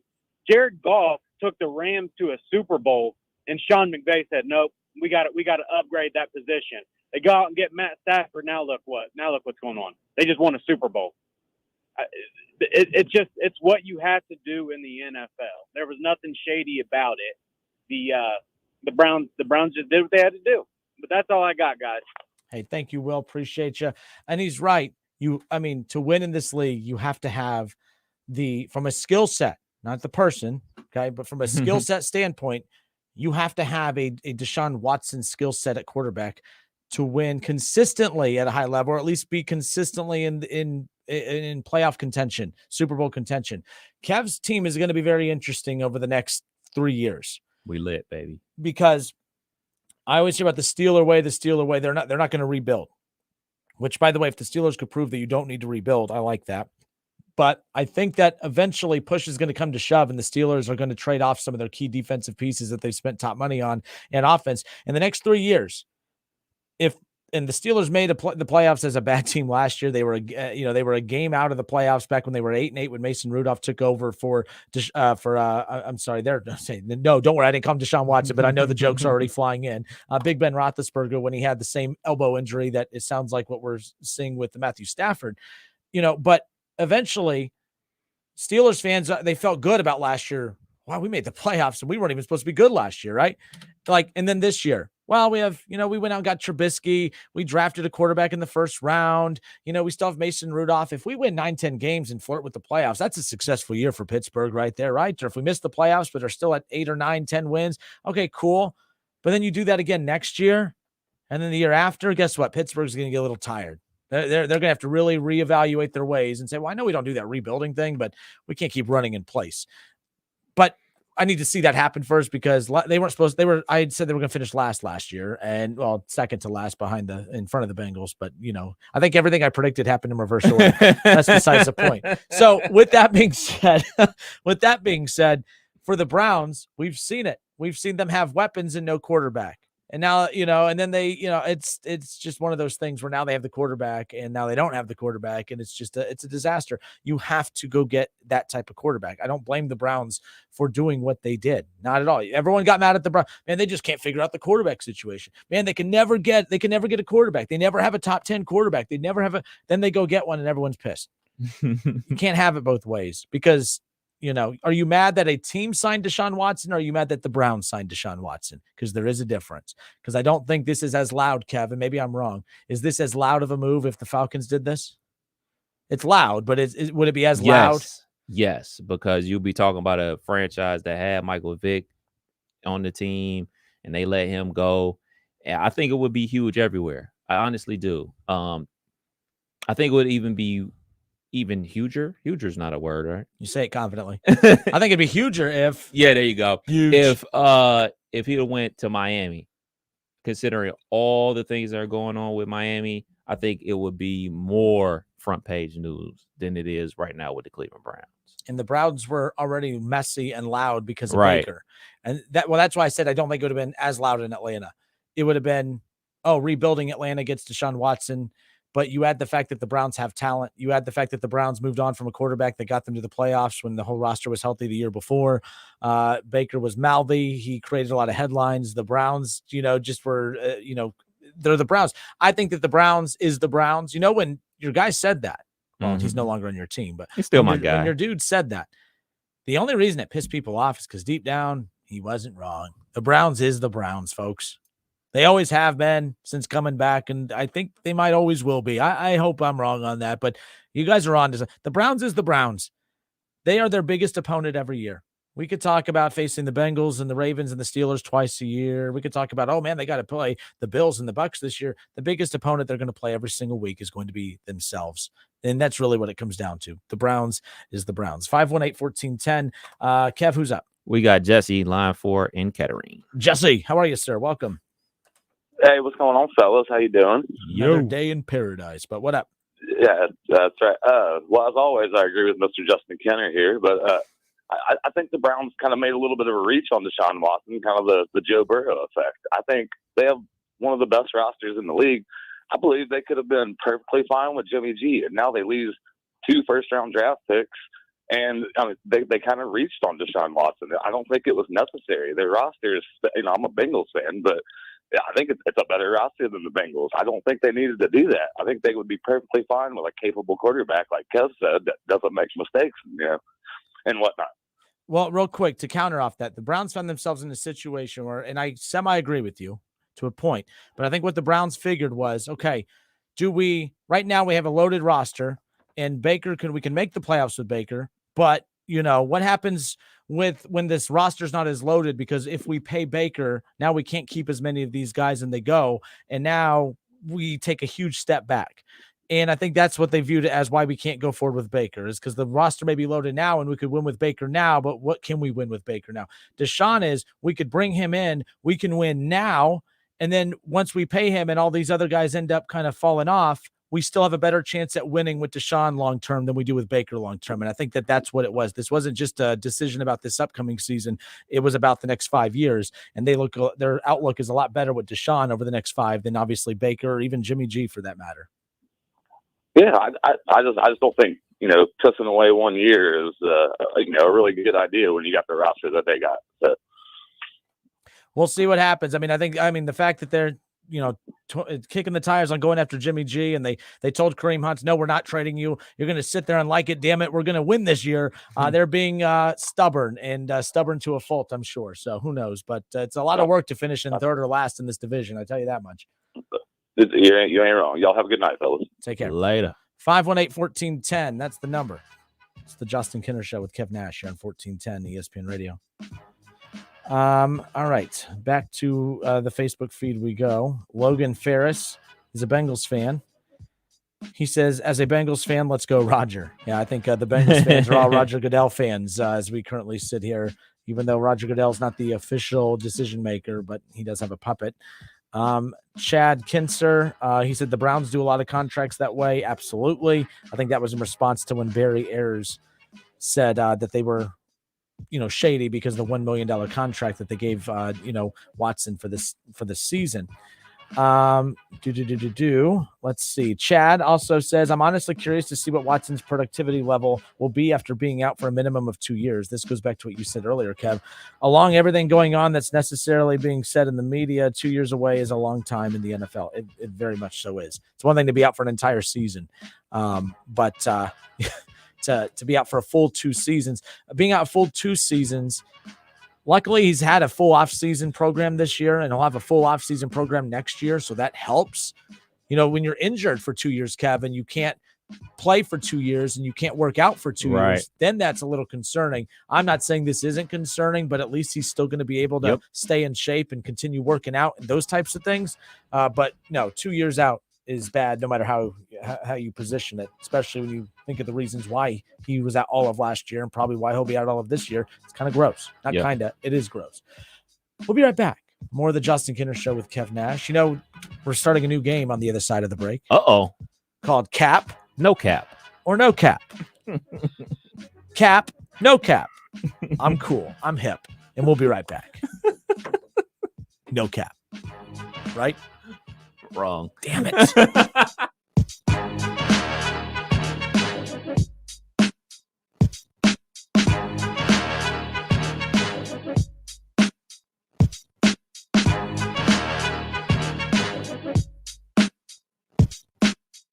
It's the Justin Kinner Show with Kev Nash. Justin, you're awesome, baby. Right here on 1410 ESPN Radio. Are you seeing these readings? This is incredible. Short-staffed, Marco's climate research facility is in the eye of the storm. The atmospheric pressure to find more weather specialists is mounting. Man, this is going to be a big job. We're going to need a bigger team. Indeed can help him hire great people fast. I need Indeed. Indeed you do. We instantly connect you with quality candidates whose resumes on Indeed match your job description. Visit Indeed.com/credit and get $75 towards your first sponsored job. Terms and conditions apply. This is a Reese's Peanut Butter Cup sound experiment. We're looking to find the perfect way to hear Reese's so you'll buy more of them. Here we go. Reese's, Reese's, Reese's, Reese's, Reese's. Hey, get out of here, you little stinker. Reese's. Reese's. Reese's. Peanut Butter Cups. That breathy one sounded very creepy, am I right? Need an appliance? Shop the new Appliance Truckload event at Lowe's, going on now. From refrigerators and ranges to dishwashers and laundry pairs, we have a large selection of appliances from the brands you trust. Plus, get store-wide savings by shopping other in-stock categories. Go to your local Lowe's store or visit Lowes.com to shop the Appliance Truckload event and find what you need now. While supplies last, valid through 8/17. Mr. Clean, Mr. Clean. Of course I use Mr. Clean Magic Eraser to clean tough messes off my stovetop and bathtub. But then I discovered I can also use it to easily clean my patio furniture and even my shoes. I'm hooked. And when wipes won't cut it, I use Magic Eraser Sheets. They're thin and flexible erasers, perfect for everyday messes, like gunk on my counters and sinks. They really are magical. The reviews are in. Mr. Clean Magic Eraser and Sheets make cleaning look easy. Why? Just think about it. Why is the #1 selling brand of chainsaws not sold at Lowe's or the Home Depot? We can give you over 10,000 reasons. That's how many authorized local steel dealers you can find across the country. Visit one and you'll find a range of dependable gas and battery-powered tools, from trimmers to blowers. And you'll find service from experienced professionals. Real steel. Find yours at steelusa.com. Lowe's and Home Depot are trademarks of their respective companies. Just 3 words tell you everything you need to know. They tell you why we employ more than 2,000 workers at our factory in Virginia Beach, and why over 10,000 local steel dealers are putting battery power in the hands of Americans. Just 3 words. Made in America. Real steel. Find yours at steelusa.com. The majority of steel products sold in America are made in America of U.S. and foreign materials. Batteries and chargers are sourced internationally. School is back and doorbusters are in session at JCPenney. Hurry in store while they last. Stock up and save and shop tax-free all weekend. Extended store hours Friday and Saturday. Shopping is back. ESPN 1410 Wing AM weather. The mid-afternoon and early evening will be partly cloudy, a high near 83. Tonight's going to be mostly clear, a low near 58. And tomorrow's going to be clear and sunny, a high near 80. I'm Pete Spivak for 1410 ESPN Radio. Looking for dippable chicken that's done right? Just stop by Lee's Famous Recipe Chicken for the 10-piece strips meal at a great price. You'll get 10 premium chicken tenderloins that are freshly marinated, honey-dipped, hand-breaded, and cooked to crispy perfection, along with 2 of our large sides, 5 fluffy biscuits, and 3 of your favorite dipping sauces. These are the best strips, no bones about it. Make your family and your wallet happy with a 10-piece strips meal, only at Lee's. Famous for chicken. Dealing with an outdated printer that just can't keep up with you? Visit Staples and upgrade to a new HP Envy Inspire with HP Plus, HP's best home printer. And it comes with 6 months of free ink. It prints everything you need, from homework and work documents to incredible photos and more with amazing quality. Right now, save $70 on the HP Envy Inspire 7955E, available at Staples. Offer valid through August 27th. See staples.com/HP Plus for details. Ray Magliozzi here for eBay Motors. Okay, easy now. You're teaching your kid how to parallel park. Ouch! Turns out he likes to do it by feel. Don't worry, eBay Motors has bumpers, taillights, trunk lids, license plate holders, 122 million parts. Pull up just a little bit. And headlights. They've got lots of headlights. Get the right parts at the right prices. eBay Motors. Let's ride. Why? Just think about it. Why is the #1 selling brand of chainsaws not sold at Lowe's or the Home Depot? We can give you over 10,000 reasons. That's how many authorized local steel dealers you can find across the country. Visit one and you'll find a range of dependable gas and battery-powered tools, from trimmers to blowers. And you'll find service from experienced professionals. Real steel. Find yours at steelusa.com. Lowe's and Home Depot are trademarks of their respective companies. Just 3 words tell you everything you need to know. They tell you why we employ more than 2,000 workers at our factory in Virginia Beach, and why over 10,000 local steel dealers are putting battery power in the hands of Americans. Just 3 words. Made in America. Real steel. Find yours at steelusa.com. The majority of steel products sold in America are made in America of U.S. and foreign materials. Batteries and chargers are sourced internationally. My doctor told me my cholesterol is borderline, so I took control with Garlic Healthy Cholesterol Formula. Garlic helps maintain healthy cholesterol safely and naturally. It's odor and taste-free, and Garlic is a world leader in garlic potency. I'm taking charge of my cholesterol with Garlic Healthy Cholesterol Formula, cholesterol's natural enemy. These statements have not been evaluated by the FDA. This product is not intended to diagnose, treat, cure, or prevent any disease. The term natural references only the garlic in the product. Use as directed. Need an appliance? Shop the new appliance truckload event at Lowe's, going on now. From refrigerators and ranges to dishwashers and laundry pairs, we have a large selection of appliances from the brands you trust. Plus, get store-wide savings by shopping other in-stock categories. Go to your local Lowe's store or visit Lowes.com to shop the Appliance Truckload event and find what you need now. While supplies last, valid through 8/17. Baseball, basketball, soccer, tennis.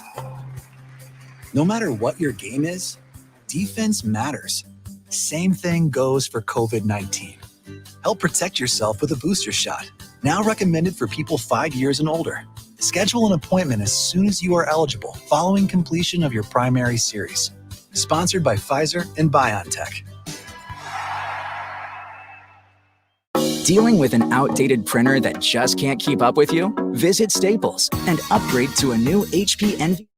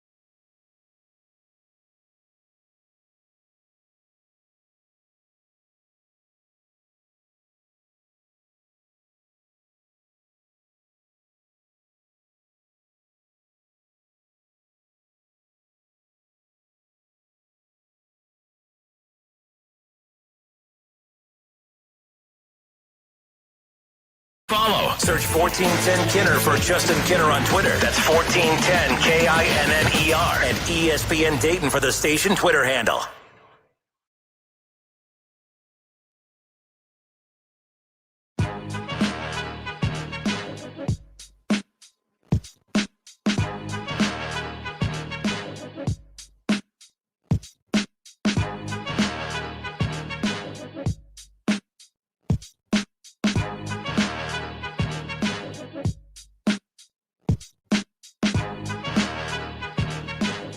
Justin Kinner and Kev Nash back with you here on Dayton's ESPN radio station, 1410 Wing AM.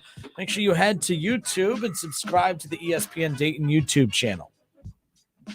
Facebook as well, The Justin Kinner Show. Like and subscribe. That's where you can watch the show weekdays from 3 to 6 and interact. Leave your opinions in the comments section, and we'll interact with you that way. Let's go back to David Shaw. David Shaw says, hey, guys, how you doing? Justin, what up, Shaw? Justin, I agree with you. My only question is, why didn't they just keep Baker? The back and forth with the front office question mark. Yeah, I mean, they're – look, I said a long time ago the Browns should have been adults, and everyone said, "Oh, the quarterback wasn't the adult." Well, I don't think the Browns front office they were acting like adults either. I think it needed the circumstance that the Browns find themselves in now could have been at least maybe not prevented as far as not having a quarterback for the first 6 weeks or for the full year, but. Hey, we could go to Baker. Oh, look, the Niners did that with Jimmy Garoppolo. They had an adult though. Yeah, but they also were adults. They sat him down and had a conversation. They did all this Deshaun Watson stuff without talking to Baker. Not that they owed him that, but at the same time, I don't know. There's so many moving parts to this, but it's just a thing that, the Browns could have sat him down and said, we're not giving you that extension. We're not going to move forward. But, here's the deal. We're trading for Deshaun. He's probably not going to be available for this upcoming season. Let's play out this 5th-year option, and let's, get you set up to get an extension somewhere else, and we'll get you traded somewhere that you can go succeed and blah, blah, blah. But no, it was – the Browns would rather go into the season with Jacoby Brissett than swallow their pride and have a conversation with Baker. Now, the haters of Baker will say, well, I don't really know what the big difference is between him and Jacoby Brissett, and that's fine, but I'm over the conversation. Moving on from the Browns. So I'm excited to add this part of the show. I'm not cap, no cap. Cap, no cap is the new addition to the show. So, got the music kicked on in the background. Cap or no cap, we throw out the scenario, or we throw out a potential result for an athlete, a coach, or an organization. And Kev says cap or no cap. You tell me cap or no cap, and we'll have that discussion. You can also tell us cap or no cap. Let everyone know the rules of the game. Because I don't even know if I know the rules of the game. Cap means lies. So no cap means truth. So when I want to say that will happen, I say no cap. Correct. Okay. That's why earlier you said I got it wrong, and I said it confidently.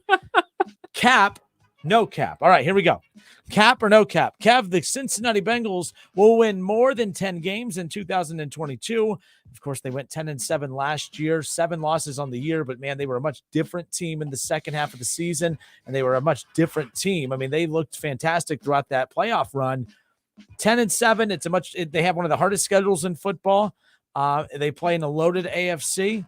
10-7, the record last year. Are they winning more games than they did last year when they finished 10-7? Cap or no cap? Actually, it's not asking if they will. The Bengals will win more than 10 games in 2022. Cap or no cap? Cap. So they will win. No, they will not win more than 10 games. They will win exactly 10 games. They will be 10-7 again and be making the playoffs as a wild card. All right, cap or no cap. Again, the Cincinnati Bengals will win more games in 2022 than they did last year. They went 10-7. So if I want to say that they will win more games, I say no cap. Correct. I'm going to say no cap as long as they stay healthy for the year. I think that this is the first true full off season that Joe Burrow has had. Right. And, as much as they annoyed me, the trio, I respect the hell out of the trio of wide receivers that they have. I think they're being cocky, but they have a right to be cocky. They're as young and balanced as they are. They led their team to a Super Bowl. The only thing that can work against them is last year they were sneaking up on people. The one thing young teams need to figure out is, okay, how do you protect your turf? How do you protect them? How do you protect your expectations? All right, last year it's one thing to say, well, Joe Burrow, he's the king of cliches. We've always expected this. No, you didn't. You didn't. Like, let's stop. I think you put in the work to do it, but let's stop acting like, I knew we were going to go to the Super Bowl last year. That stuff irritates me. But this year, you got to have that same energy. Well, yeah, we know we're good. We know we're going to win 10-plus games. We know we're going to win the division. We know we're going to get to the Super Bowl. Have that same energy, then I'll actually believe you. But the difference is the mentality is different. You're holding teams back now to where before you were coming up on teams.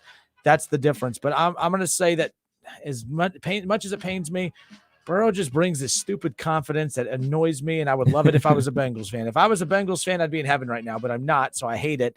But I think they win more than 10. I think I'm not saying they win the division, but it's definitely going to have to go through them for whoever, Baltimore or Cleveland. The Bengals is that team you have to circle and say we have to beat them to win the division, I guess is how I'm going to word that. So I'm going to say no cap. Okay. The Bengals will win more than 10 games this year. Hater. All right, what about your Steelers, Kev? Cap or no cap? The Steelers will finish last in the AFC North. Cap or no cap? No cap. No cap. So, damn it. What's that mean? That means truth. I think the Pittsburgh Steelers will finish last in the AFC North this year. I just don't think that we have enough. I think we have enough firepower. I just don't think that we're going to be good enough to beat the teams multiple times. Like last year, they got swept by the Bengals, but they swept the Browns. They swept the Ravens. They had a great victory week 1 against the Buffalo Bills. Like they had a lot of sneaky wins ultimately that added up to 9-6-1. But I don't think that's going to happen this year. I think they're going to be in the bottom of the AFC North this year. I think so as well. But if Jacoby Brissett is the starting quarterback of the Cleveland Browns, they will be in last place this year in the AFC North. So I can't give a legitimate answer right now because I need to see what happens with the quarterback situation. I know it's not Deshaun. I know Deshaun's not playing for the Browns in 2022. That hasn't technically been announced. It's just common sense. He's not playing. So Jacoby Brissett's next in line. I guess I can because he's on the roster, and he's that. The Browns could go get obviously Jimmy G. So I'm going to say when I thought the Steelers will finish last in the AFC North, you said no cap. Right. I say cap. I appreciate you. The Browns will be in last if Jacoby Brissett is their starting quarterback for 17 games this year. Which is so difficult, especially for both teams, if you really think about it, because obviously with all the high expectations for the Cleveland Browns, but the quarterback position is kind of in limbo. But it's not in limbo. We all kind of believe that Deshaun isn't going to play. But for the Steelers, you're coming off a situation where Big Ben's basically been a quarterback for 2 decades. And now you're dropping in potentially Mitchell Trubisky or Mason Rudolph or even a rookie Kenny Pickett. And, you look at all these other young quarterbacks that come out slinging and come balling.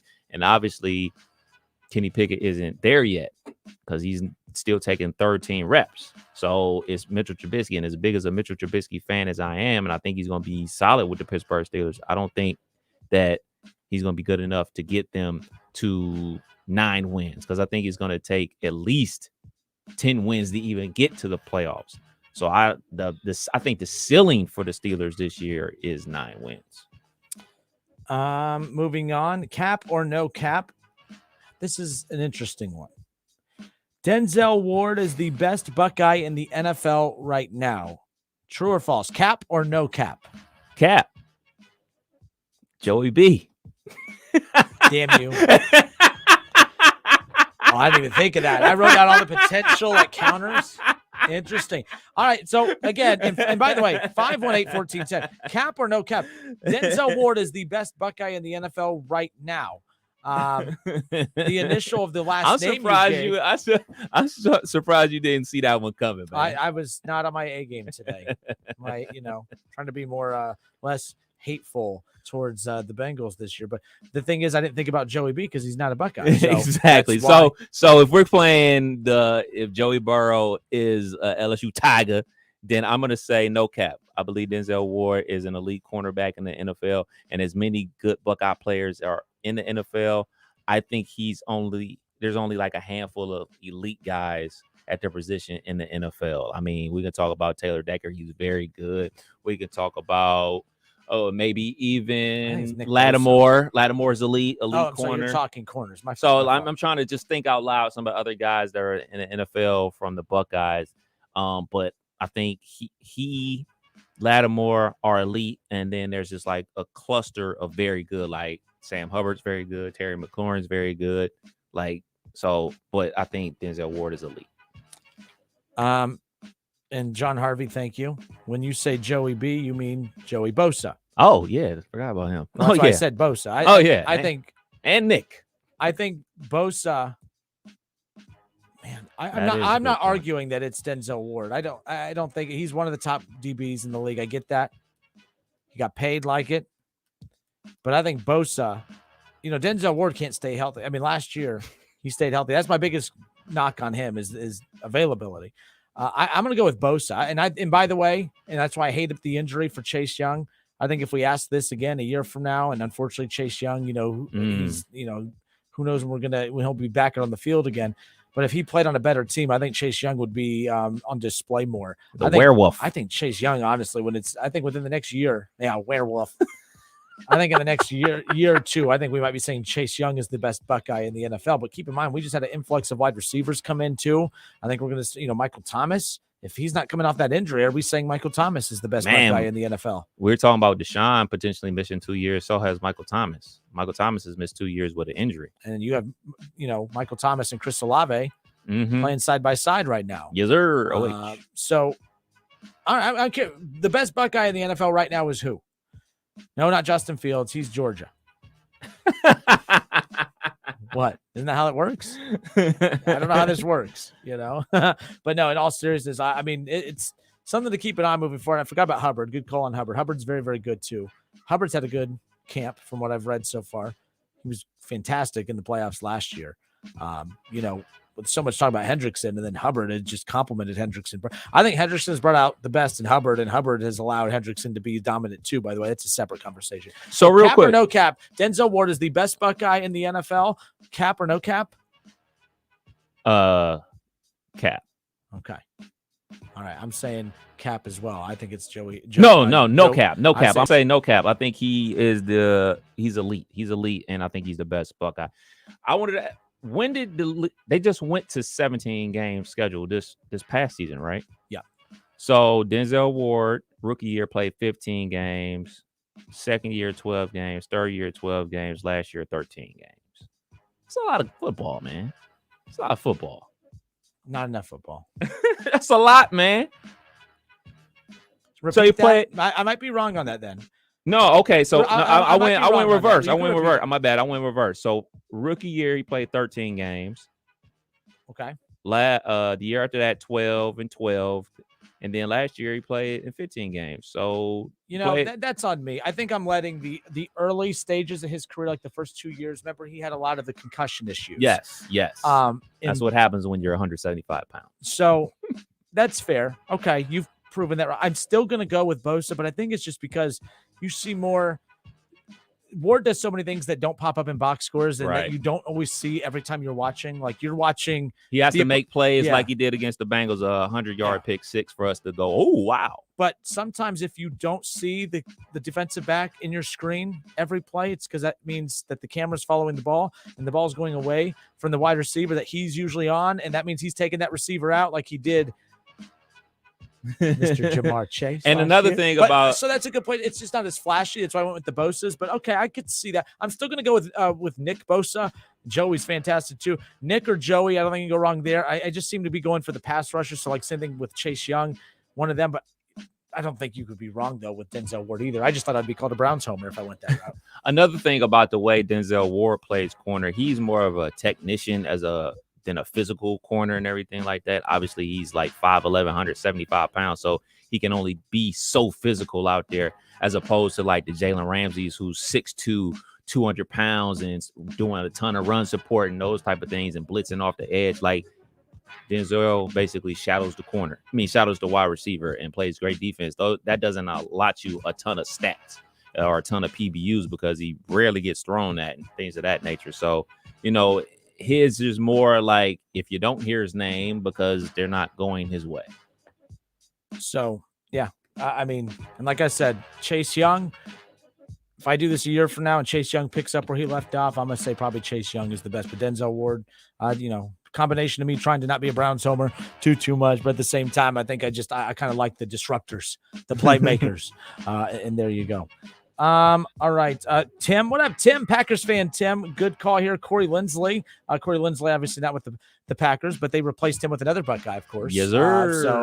So there's that. But Tim, hope you're doing well, man. Great hearing from you. But he says Corey Linsley. And again, it's hard to give O-line the love that they deserve. I had Willie Anderson on when you were on vacation. Mm-hmm. And I remember telling Willie, I'm like, well, look. How'd that go? It was fine. Him and I are good now. I remember that time we got into it on social media, and I said, "Oh, here we go. I had another Bengal that hates me." But he just, as he said, I misunderstood. You hear that? But no, I told him. I just admitted to him. I'm like, look, if you're not giving up a sack, I don't know what I'm looking at as far as like how to tell if you're good or not. I know that, when I'm sitting here, I told Will, I'm sitting here saying, "Man, you were the best to ever do it."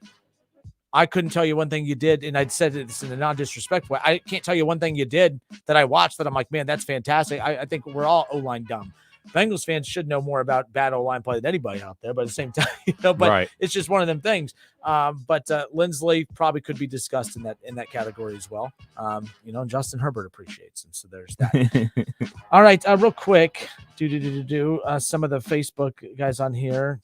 Some guy, what up, some guy? When I say some guy, by the way, his name is some guy on Facebook. Some guy. I'd rather have either Bosa or Chase Young, so I'd rank him fourth. I'm assuming he's talking about Ward being ranked fourth, I'm assuming. Gary Peck on Facebook says Joe Burrow, best Buckeye in the NFL. Gary, he's not a Buckeye. Stop. Stop. He's not a Buckeye. He's a Tiger. He went to LSU. He wasn't good enough to be the quarterback at Ohio State. He had to go to LSU. Just saying. That's not an opinion. It's a fact. He went to LSU. He played 2 years at LSU. So if Joey B is a Buckeye, then that means Justin Fields is a Georgia. Is a Georgia Bulldog. Which, if Justin Fields looks like he did last year, Buckeye fans might say, yeah, that's fair. He's Georgia, But, he actually does look like a Buckeye quarterback. He was a Buckeye quarterback in college and a Buckeye quarterback in the NFL. Oh, goodness. John Harvey says, don't forget Terry McLaurin. Mm-hmm. Good call. Some guy says they're all really good players, but I think an edge rusher is a little more valuable. Love Ward. Touchdowns and yards in 2 games versus the Bengals than Chase has versus the Browns. So there you go. But all right, one more. Look out for Dobbins this upcoming season. Oh, he is back, by the way. He's back practicing. So there's that. Last one here, cap or no cap? You were laughing at this one when I sent it to you earlier today. Let me make sure I'm reading it verbatim. Oh, word for word. Shaw, I hope you're locked in. Shaw, are you on? Give us the thumbs up. All right. Cap or no cap? The Cincinnati Bearcats will make a college football playoff appearance before Michigan's next college football playoff appearance. Cap or no cap? No cap. No cap. They got better recruits right now. And they're technically not in the Power 5 yet. And then they're going to be going to the Power 5. And then it's going to be minus Oklahoma out there. So their competition is going to be Baylor and Oklahoma State. They can hang with those schools. They're on the same level of those schools right now. Bearcats. So if you're just tuning in, cap or no cap, the Cincinnati cap means that's a lie. And no cap There you means go. There you that's go. the truth. You can't handle the truth. So there you go. The Cincinnati Bearcats will make the college football playoffs again before Michigan will again. Cap or no cap? I say no cap. Not because this, it's Buckeye country and it's cool to hate on Michigan, but for everything that Kev just said. Is Michigan a better program than the Bearcats? Yes, they're more entrenched into the college football landscape, or the Power 5 and the Big Ten landscape, yes. But Cincinnati, they are checking off. They're one of the hottest up-and-coming programs in college football right now. They're going to be transitioning to the Power 5 after this upcoming season. They are out-recruiting Michigan. They have a better coach than Michigan. And on top of it, they are going to a Power 5 conference that, like Kev said, the head of the snake has now been cut off, and they will now be replacing the head of the snake. And I'm not saying that they are the best team in the Big 12, but the Big 12 is a lot easier to manage than the Big 10 because the Bearcats don't have to go through Ohio State. Exactly. And at the end of the day, even if Michigan recruited better, even if Michigan had a better head coach, even if Michigan had a better quarterback, Kev, they still have the tougher path to the college football playoff because they have to play Ohio State every year. That's why the Bearcats will make the playoff again before Michigan will, in my opinion. So I say no cap. There you go. No capping for days. How about that? And this is going to open up, them going to the Big 12 is going to open it up to be recruiting down in Texas. And they already get a lot of guys, obviously, from Ohio and Michigan, everything like that. But they're getting their fair share of guys from Florida. So now you're going to open up that Texas region. And Texas is so huge, a 2-3 star recruit there is still a baller. You know what I mean? So this is going to do so much for the Cincinnati Bearcats program. I mean, more than we know. Obviously, we know the part about the money and everything like that, but opening up that recruiting base is going to help them a ton. Gary Peck says, so you were saying Fields is a Bulldog, but Burrow is not a Buckeye? Got it. Sorry. First of all, Gary, don't be sensitive. Don't be emotional. I was being a smartass. Justin Fields is not a Georgia Bulldog. He is a Buckeye. Played 2 seasons with Ohio State, took him to a national championship. All right, he took him to the college football playoff twice. Justin Fields is a Buckeye. All right, and Buckeye fans, if Georgia tried claiming him, you would be pissed. So on the flip side, Buckeye fans trying to claim Joey B, Joe Burrow, you can claim Joey B, just Joey Bosa. But you trying to claim Joe Burrow is asinine. It's hilarious. It's embarrassing, actually. He claims us. Yeah, which is also pretty stupid. And, of course, you guys fall for it. You fall for, oh, God, yes, OH, baby. I love that third-string quarterback from Ohio State back in the day. Yeah. To be fair, I did see Joe Burrow play in high school. I saw him play football, and I saw him play in basketball his junior year as a point guard. Wasn't impressed too much on the basketball court. Was very impressed on the football field, though. But he's so good. So good. He is good, but whatever. All right. David Shaw, by the way, he's oh wow. Michigan's making the playoff this year. That's it. Cap, no cap. Cap or no cap. Michigan making the playoff this year. Cap or no cap. What's that on your head? This is a cap. Correct. I'm going to go off on Shaw on the other side of the commercial break. Cap or no cap? No cap. No cap it is. We'll be right back.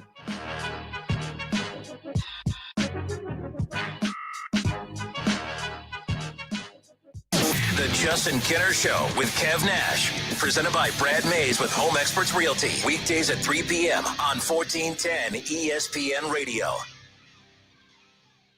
Are you sick and tired of that constant pain in your knees or your hips or your back, especially this time of year? You need to be moving pain-free, right? Hey, it's Keith Byars for the team at QC Kinetics. QC Kinetics is helping people here every day, giving them lasting pain relief using the latest advances in regenerative medicine. The science is simple. They concentrate on your own body.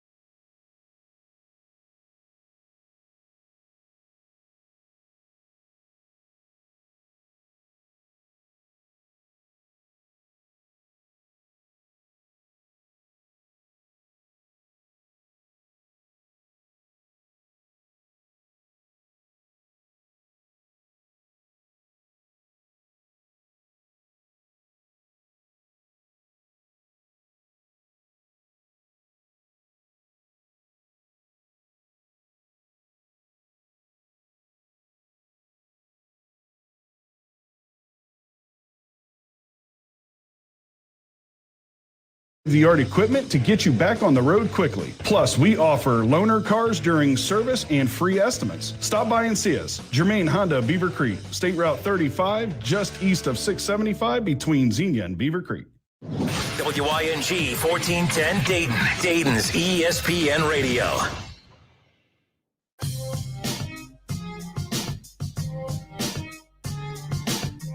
Justin Kinner, Kev Nash back with you here. Cap or no cap? We finally debuted the new feature on the show, which we're gonna keep doing it. Cap, no cap, moving forward. And eventually I'll figure out how to use it correctly.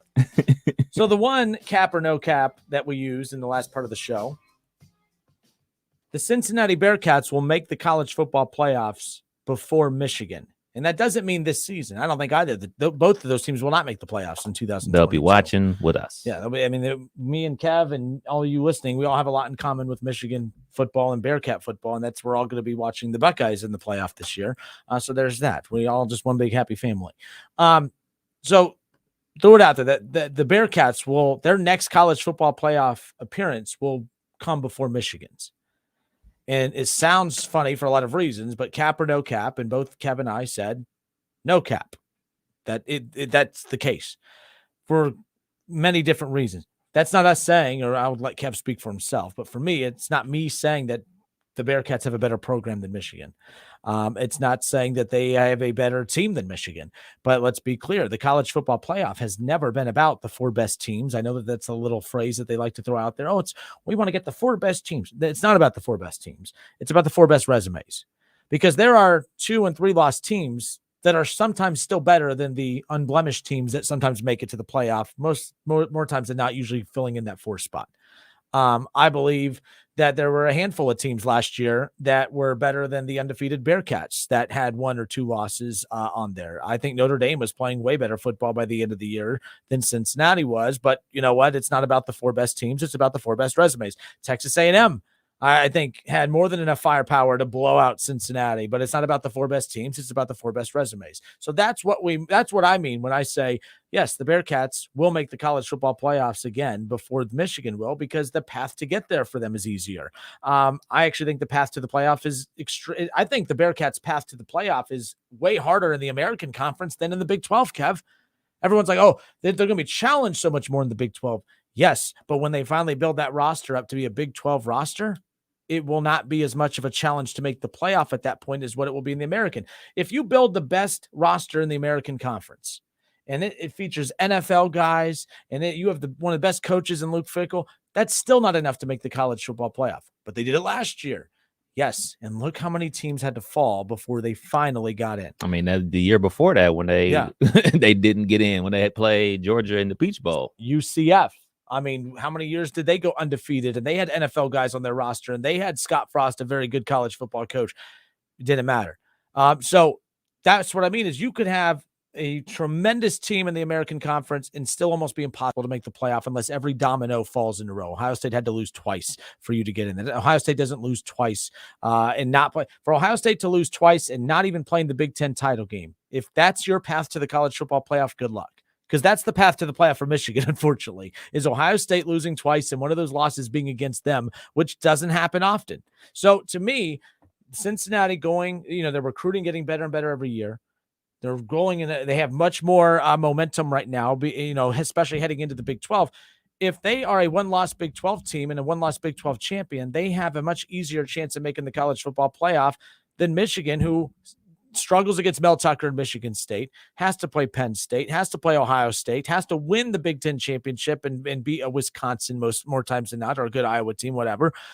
Point is, the path to the playoff is a lot harder for Michigan than Cincinnati. So Michigan fans getting all butthurt about it, you're making me laugh because you're getting sensitive. It's actually, Kev is even using common sense when it comes to this. It's not that we're saying that Cincinnati is a better team, program, or anything like that. It's just the path to get there is easier. So that's why you want me to say that, Michigan, they're going to beat Ohio State and get into the playoff again this year and the year after that. That's not happening. In the next 3 years, with the way Ohio State's recruiting and with the way, the Bearcats are moving into the Big 12, I think the Bearcats have a significantly higher chance of getting into the playoff than Michigan. I just do. Mine are on that same level, but I'm going to attack it from this perspective. I'm looking at recruiting. Right now, Michigan has the 28th recruiting class. UC has the 19th recruiting class. In years past, UC was dabbling around the 50s and things of that nature. So that means they're breaking through, getting quote unquote better quality players to come to UC. On top of that, they're going to be in the Power 5 now.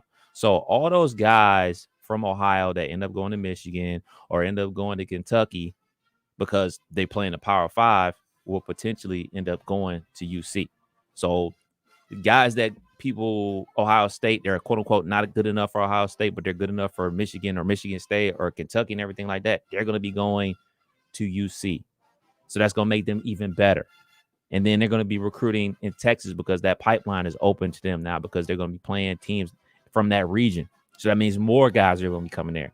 And then we didn't even talk about the NIL situation. Look, Luke Fickell, we had Williams on the other day talking about, Luke Fickell's an old school guy and he's, not the biggest NIL guy in the world, but he knows what he needs to do to make sure he's taking care of his guys like a Sauce Gardner and a Kobe Bryant and their quarterback Desmond Ridder. Those guys got taken care of very well NIL wise. Unlike Mr. Harbaugh, who's up there, we're not going to pay players to come to our school. So it's about the Jimmies and the Joes. It's always about the talent. You know me. I'm a talent guy. I think you get better talent, you win more games. The Jimmies and the Joes and the Jimmies and the Lukes. And I like Luke more than Jim, and everyone knows how I feel about Luke. So right. That's saying something. Adam on Facebook, Kev, says, guys, this is all cap. 1 year for Cincinnati doesn't mean they jump ahead of a top Power 5 school in Michigan. A top Power 5 school in Michigan. A top Power 5? I don't know about that. No, Adam, look, you're completely right. Look, Michigan, Cincinnati has not overtaken Michigan. Cincinnati's not better than Michigan. Cincinnati's path to the playoff is just simply easier, and the trajectory of Cincinnati looks a lot brighter right now than Michigan. It's as simple as that. That doesn't change anything. Michigan still, revenue-wise, better program. Big Ten team, better conference. Oh, yeah, you could turn your mic back on. Huge. Bigger school. Huge school, alumni base, all that type of jazz. Yeah, for sure. So, no, we're not saying that Cincinnati is better than Michigan. But as I stated earlier, the college football playoff has never been about the 4 best teams. It's about the 4 best resumes. And Michigan's resume will always have a blemish on it more times than not, and significantly more times than not. The Bearcats can go undefeated, be top 25 all year, win their conference championship undefeated, and be left in at 5. Now, I know they got in last year, but again, how'd they get in last year? How many teams had to be bad last year for them to get? Clemson had to lose 2 games. Ohio State had to lose 2 games and not win the Big Ten championship for them to get in. All right. Luckily, they beat Notre Dame, right? Because Notre Dame, imagine, Kev, if they didn't play Notre Dame last year, I mean, good for their scheduling. If they didn't play Notre Dame last year, Notre Dame just beat some other random MAC school in that week instead of Cincinnati. Notre Dame's in the college football playoff last year over an undefeated American Conference Cincinnati Bearcat team. It's as simple as that. Notre Dame. So at the end of the day, it's just one of those things where, the Bearcats aren't a better program than Michigan, but they're heading to the Big 12. No Texas, no Oklahoma. Okay, their recruiting's already getting better and better before they even get the revenue that they're going to, the string that's going to be coming in from the Big 12. And plus, in the Big 12, you go undefeated or you get 1 loss. And that's the other thing. In the American Conference, you get 1 loss, Kev, you're done. Rap City. You're done. You can get 1 loss in the Big 12, rout everyone else, win the Big 12 title, and you're back in the college football playoff hunt. That's the difference. That's why I think their path is significantly easier. It's not really a hot take.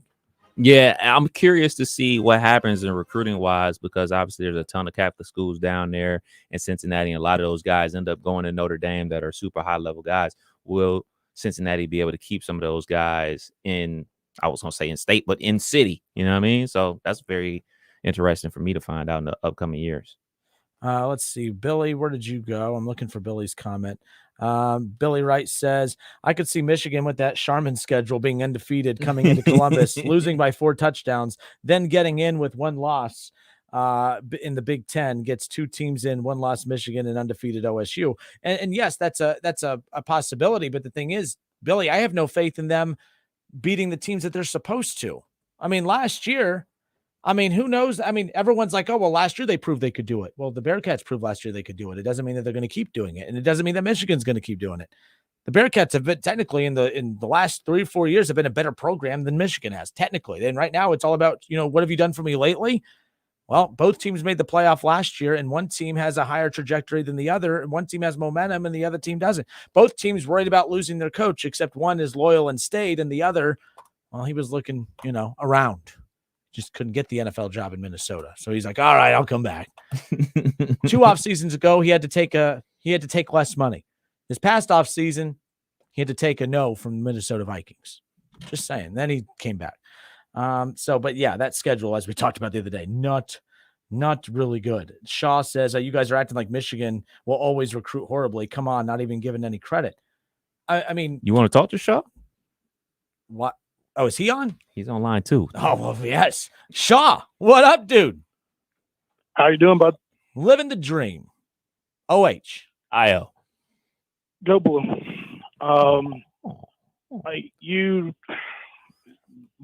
you just read is my starting point.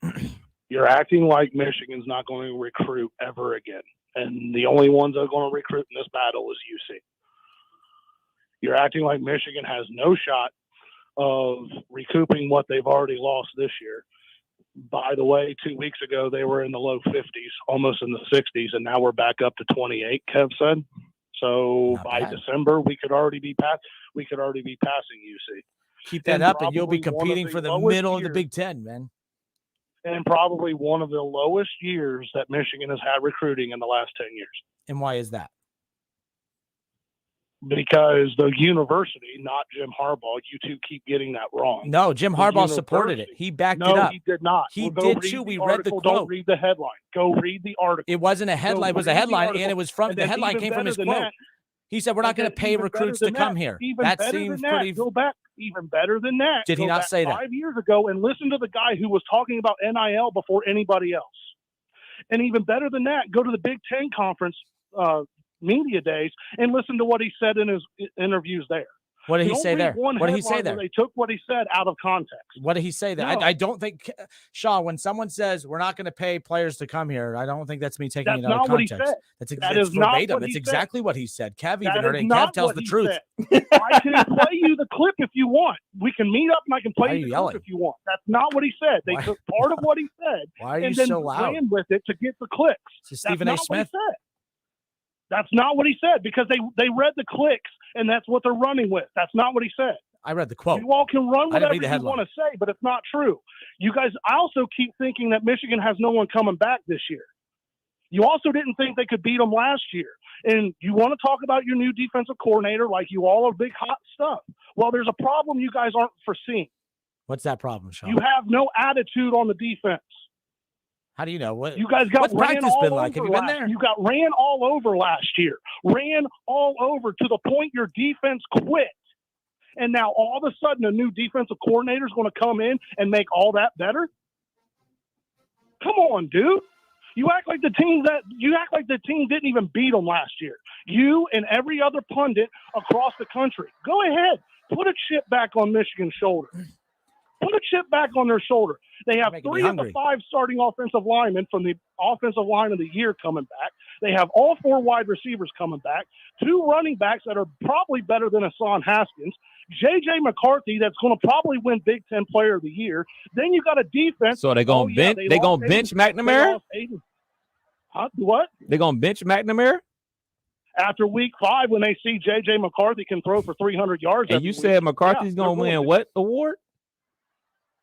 McCarthy will probably win Big Ten Player of the Year. Laugh it all up. It was funny last year when Michigan couldn't beat them, right? And I'm raised my hand to it. I'll raise my hand to it. You all laughed last year when Michigan couldn't beat them. Okay, you don't get to be cocky now when you were the one that said, I'm not going to watch it because I don't want to see my team get their ass kicked. And now you're like, oh, look what happened last year. 42-27. Oh, thank goodness you told me the score. Wasn't 14-13. Wasn't 13-10. 42-27. Congrats. And then you want to sit there and talk about the defense when they had 3 guys play on the defensive end all night, all season long, and act like there's no depth on the defensive line. Where the problem's going to come in is Dax Hill. That's going to be the problem, not the defensive line. Michigan recruits defensive line. They've always pumped out defensive line. That's not the problem. The problem's going to be is replacing Dax Hill. But they have a guy who can do it. Dak's a problem. So what does that have to do with the Bearcats? Dak's too busy trying to win that starting position down in Cincinnati. I agreed. That's going to be the biggest problem. Aiden's problem is going to be the problem with Cincinnati is your question was who's going to make the college football playoff first. Mm-hmm. And Michigan's making it this year. This year. This year. So you got two big bold statements. A dude gonna win Big Ten Player of the Year that's not currently the starting quarterback, and Michigan's gonna win the Big Ten. Has anyone won Player of the Year with starting 7 games? Man. Michigan beats Ohio State the first time. The first time, keyword is the first time. They go and win the Big Ten championship. No one goes undefeated in college football this year. 2 teams from the SEC, 2 teams from the Big Ten. Ohio State wins the rematch, and then Ohio State beats Bama for the national championship. You need to worry about Mel Tucker in Michigan State. Did I tell you Mel Tucker went to my high school? Mel Tucker needs to worry about the defense. So we shouldn't worry about you because you beat us last year, but I'm confused on how this works. Yeah, ain't Coach Tucker 2-0 versus Michigan? State lost everything that beat us last year. I mean, is that Mel Tucker, the head coach of Michigan State, or is that Urban Meyer? I can't tell with the dominance. Isn't there this year. We threw for 500 yards against Michigan State last year, and we should have beat them if it wasn't for a referee's stupid play call that took a fumble away. Oh, the old blame the official. Let's be honest, dude. No. Let's be honest. Watch the game. Don't watch the highlights. Watch the game. Oh, all right. They were up by 3 touchdowns. I can't wait for this season. This is gonna be a special season, man. Yes, I agree with you guys. The off Big Ten schedule is atrocious. Outstanding. It's the worst I've ever seen. I didn't say nothing about the schedule. I understand you did, and I'm talking about the clown sitting next to you. You're having a bad week, man. What is wrong with you? I completely agree. It's a joke. I agree. It's a joke. But they did lose Notre Dame off of this year, and they lost UCLA. I agree. They go to Iowa. What's the bet, Shaw? What's the bet? What are we betting? Because normally, no. I'm saying me and you because we know Kenner doesn't bet. You don't even bet me, for goodness sake. So what's the bet? Throw out some bets. Me and you. What's up? What are we betting? Are we betting? Are we betting about the game? Are we betting about McCarthy winning? No, I'm not. Okay, yeah, I'm glad you wised up off of that because that was going to be an easy win for me. No, I mean, it's a prediction. I'm not. Okay. So put something out there. Put something out there. Tickle my fancy. I'll bet. Are you a beer drinker? Yeah. I mean, we could bet. You're a beer drinker. We can make the wager, whatever. But what are we betting? What's the bet? The game. There it is. What's the day? August 11th. See you in November. When Ohio State gives them their second loss of the season. Third loss. Oh, their third loss of the season? Yeah, they're going to lose 3. Third? Yeah, they're going to lose Come 3. on, bro. Come on. Michigan State's coming to our house. Come on, dude. A home loss to Mel Tucker? That's going to be embarrassing. Ain't Coach Tucker 2-0 versus Michigan? We're in the stands. Yeah, that's congratulations. Good job. Woohoo. Oh, so no fans, no fans in the officials. I mean, I'm just saying they beat Coach Tucker and the Spartans are 2-0 versus you. And you all forget how that game was even played out last year. I'm just saying the result is the result. 2020, they beat them straight up. Last year, no. And then, okay, let's go to this year. They lost everything, man. They were the worst. They were the worst defense in the Big Ten last Absolutely, year. They were atrocious. Okay, we threw for 500 on them last year. What do you think they're going to do to them this year? I don't know. They've been heavy in the transfer portal. Oh, congratulations! They got a bunch of dudes from Square Ups. Yeah, they got a running back from Wake Forest who went for almost two G's last year that nobody heard of. Wake Forest, they didn't have a running back last year. Why did he leave? Wake Forest didn't have a running back last year except for that guy. So why did he leave? There's no one on his coattails. Yeah, he went to Michigan State and got busy.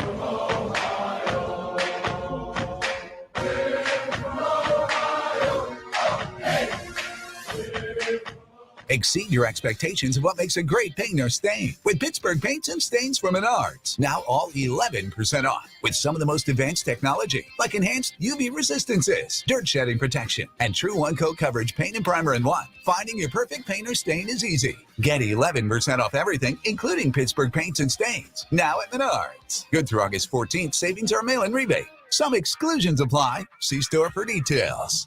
Save big money at Menards. Hey, here to tell you about my friends at Cordell Transportation. They're now hiring Class A CDL drivers and offering a $5,000 sign-on bonus. That's right, a $5,000 sign-on bonus. Home daily, dedicated lanes, and no-touch freight. Brand new equipment as well. Medical, dental, vision, and company-paid life insurance. Apply online at CordellTransportation.com. Cordell Transportation, driven to succeed.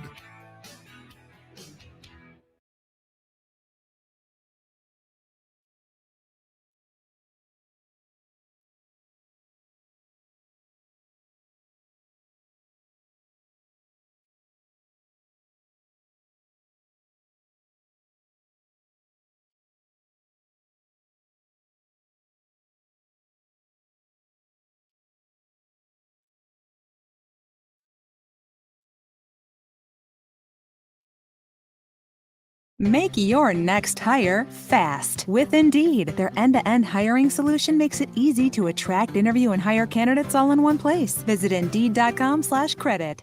Today on Hey Culligan, better water that cares. Jane's on the line. Hey, Culligan, how can I avoid using all those plastic water bottles that harm the sea turtles? Jane, our always-on drinking water system helps eliminate the equivalent of 15 billion single-use plastic bottles a year. So, you see, Culligan cares about sea turtles, too. Aw, plastic pollutes and Culligan cures. That's catchy, Jane, and totally true. I'll take it, like now. Jane, we're already on the way. Let us help you out with a free in-home water test with a local Culligan water expert at Culligan.com. The roar of our engines, the pump of our heartbeats, the pedal to our metal, the sparks that ignite us, the pistons that push us, the passions that drive us. From the feelings that move us to the places that pull us on the roads that unite us. With nearly 6,000 stores and over 17,000 auto care centers, Napa has America's largest network of parts and care, here to keep you firing on all cylinders. Over the last year and a half, we all learned some hard lessons. One of the most important is that you can't put off the inevitable. Hi, this is Mark Davis at Dayton Memorial Park Cemetery and Mausoleums. No matter how hard it is to think about, we all need a final resting place. When pre-planning with your funeral home, please remember that cemetery arrangements must also be made. Call us today at 937-890-1831 or visit our website at DaytonMemorialPark.com. And remember, Dayton Memorial Park is a beautiful place to celebrate life. You need employees. Tell me about it. Actually, tell us about it. Why? Because when you tell us about your job openings, we can tell over 300,000 other people. You can? Yeah, whether you're looking for a job or a better job, Alpha Media Recruitment can help fill any position with qualified job seekers with a custom plan that combines our broadcast and digital platforms. You can do that? It's what we do. Alpha Media Dayton, on air, on site, on demand. Call 937-519-0111. That's 937-519-0111. Or email DaytonJobs@alphamediausa.com. That's DaytonJobs@alphamediausa.com.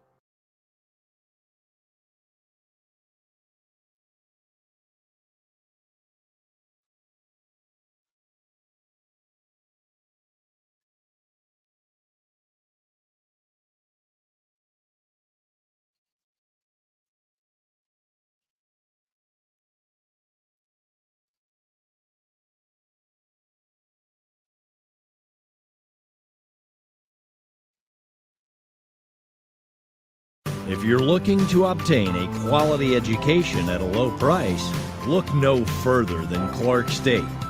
With over 160 degrees and certificates available, Clark State has a path for you to reach your goals. Our tuition rates are one of the lowest in Ohio, so getting that degree is easier than ever without breaking the bank. For more information about Clark State, visit us at www.clarkstate.edu. The new appliance truckload event at Lowe's is going on now. They have a large selection of refrigerators, ranges, and more from the brands you trust. Shop the event online or in-store now while supplies last. Valid through 8/17. Hey everybody, it's Stephen A. Smith, and everyone knows my feelings on Cowboys fans. But really, Justin Kinner, you're a Cowboys fan and a Browns fan? Good Lord have mercy. I don't know what the hell to do with y'all. I really don't. It's the Justin Kinner Show with Kev Nash. Weekdays from 3 to 6 p.m. on 1410 ESPN Radio.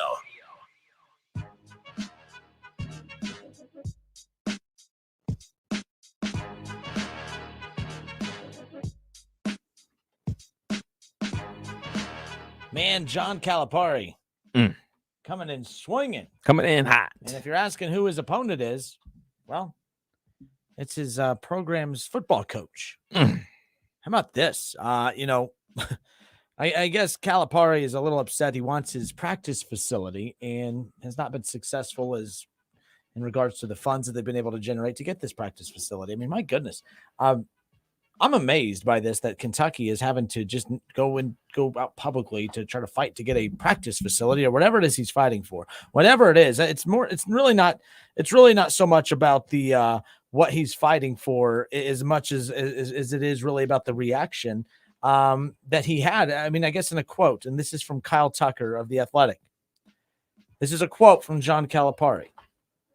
John Calipari wants his practice facility as soon as possible, and he's a little upset because all the funds are going towards, if the football program wants something, they get it. Well, guess what?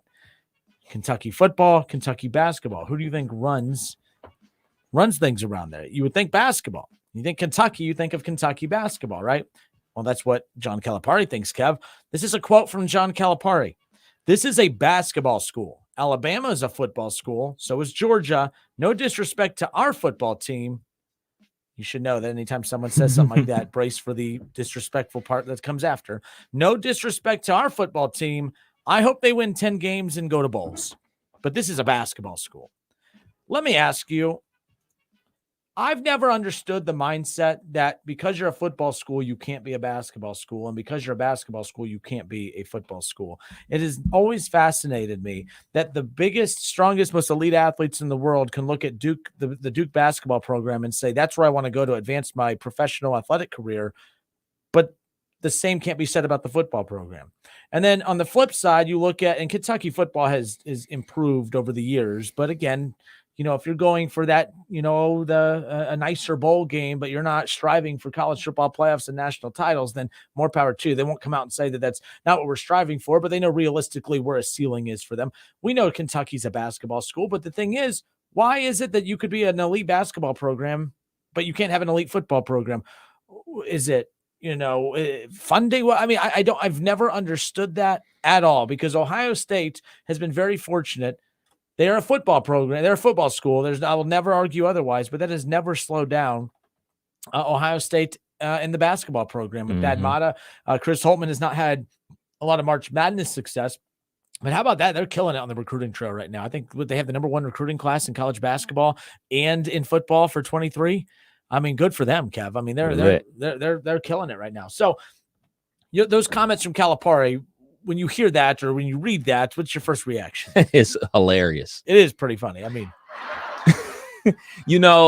it's as simple as this. Yes, Kentucky is a basketball school. Duke is a basketball school. Syracuse is a basketball school. But guess what? Football brings in more money.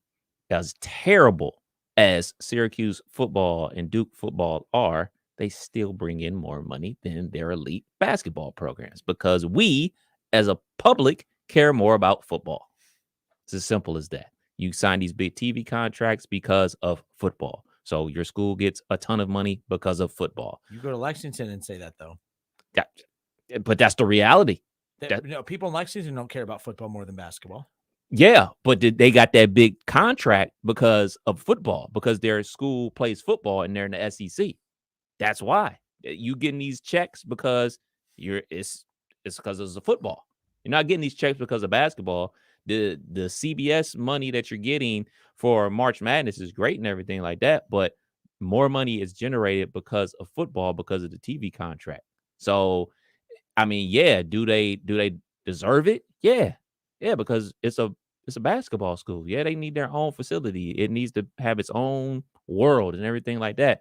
Well, then need to raise some more private equity money, or take a pay cut like Jim Harbaugh. and give some money back to the program so they could build a facility for your players. Then I don't think he's going to do that. The thing is, though, to act like he can't have this practice facility because all the funding is going to football. I understand his frustration. Look at all the money that's being thrown around all the time. Like, to sit there and tell your coaches we don't have the money, they can get that practice facility. Yeah. Let's just be clear. For sure. So John Calipari says the state deserves that. It's talking about and again, what he wants is it's more than just a practice facility. He talked about, he wants to build a facility in the center of campus and make it a grand multi-use structure that also houses a sports science department, nutrition center, and an interactive museum of the program's rich history. So this is not just he just wants a big fancy little practice facility with, exercise bikes and, 10 hoops. But you can't crap on your own guys. You're supposed to be the Big Blue Nation, whatever they call themselves down there, because what you got going on need it. Like, those are like closed door conversations. You put that out to the public. So what is? But you don't think the public knows that? No, I'm just saying. So what is Stoops supposed to say to that? You're right. I mean, he's not. What did he say that was wrong? Well, he's wrong because the reason they're getting money is because of the football program. But they're a basketball school. Correct. So where is he wrong? Yeah, they're a basketball school, but the revenue generator is football. So, but to act like Kentucky doesn't generate revenue is laughable. Yeah, they generate revenue, but not as much as the football program. Well, no, but I mean, at the end of the day, they're a basketball school. Yeah. I think Calipari is supposed to apologize for saying what you just said, but he shouldn't say it. I'm confused. No. What I'm saying is these are closed door conversations that you should have. To be basically a railroading coworker like that is just wrong. Like, why do you have to crap on me because you're not getting what you want from the university? I don't think that's happening. He Stoops in the football program have nothing to do with what you got going on with the university. That's something you need to be talking to the university about, not throwing me under the bus. But I don't think that's throwing him under the bus. Oh, it definitely is. How? If Kentucky goes 10-2 this year, plays in a bowl game, they're ecstatic over there. Why? That's what's expected. When Calipari gets knocked out, really, if we want to be upset about what he's saying, and people want to come at it and say, Calipari, you've been relevant in quite some time. You've had more embarrassing exits from the NCAA tournament. You've even missed the NCAA tournament recently. Like, those are criticisms I have no problem people throwing at him, but getting mad at him for stating the obvious. If Kentucky wins 10 plus games and gets in a nice bowl game, that's a great year for Kentucky football in the SEC. He's not wrong. So if we're stating if he's saying what the entire city of Lexington accepts, I don't think he's saying anything wrong. I think but when I will give you this, when he says it, it sounds like it's a slight at them. Yeah. It's not a slight. But when Calipari gets knocked out of the NCAA tournament, he's met with criticisms. He's met with all of these things that are thrown his way because the expectation is to win championships. So what he's saying is, and to your point is, yes, as we're learning in college athletics right now, it's not about results. I mean, there's a reason that Ohio State same thing. The Big Ten takes USC and UCLA, not even the two best teams in the Pac-12. Right. And we act like the Big Ten just acts like they knocked, they won the entire thing.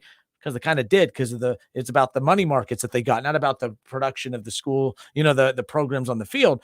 But I understand, but these are ultimate competitors. They may view it from the money side too, but they're looking at the success of the programs.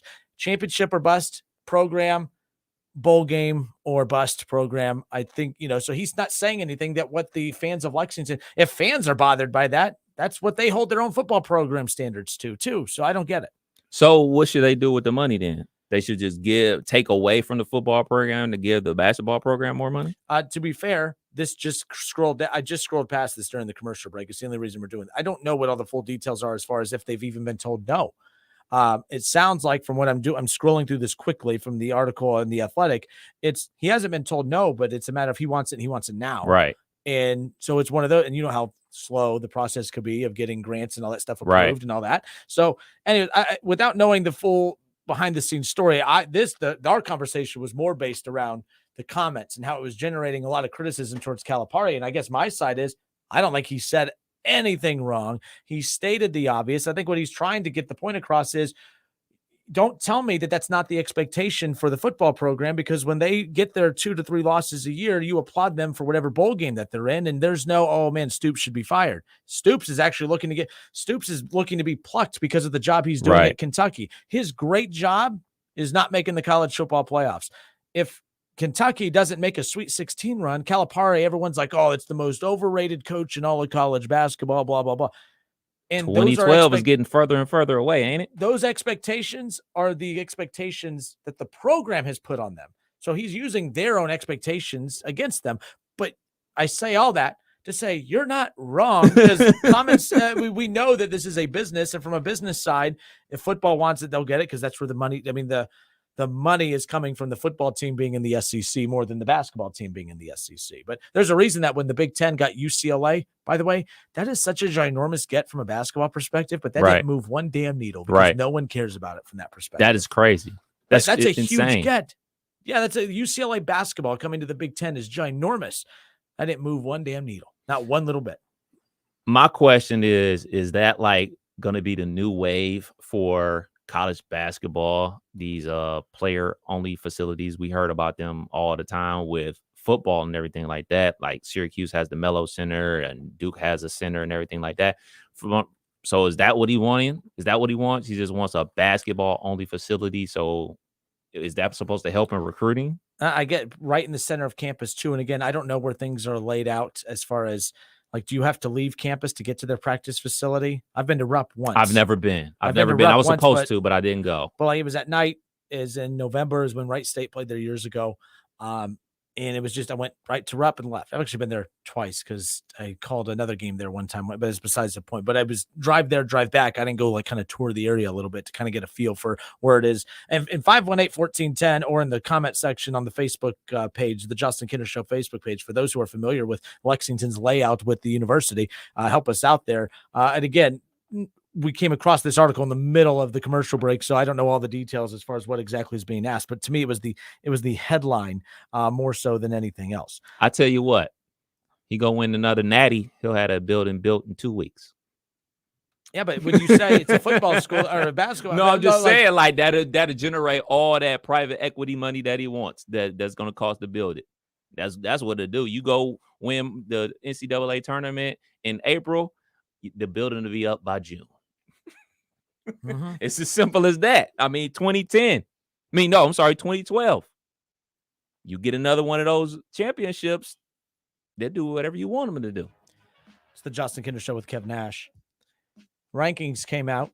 Right? A ranking list came out, and the Dayton Flyers are ranked ahead of the Ohio State Buckeyes. It involves basketball and involves attendance. We'll talk about that next.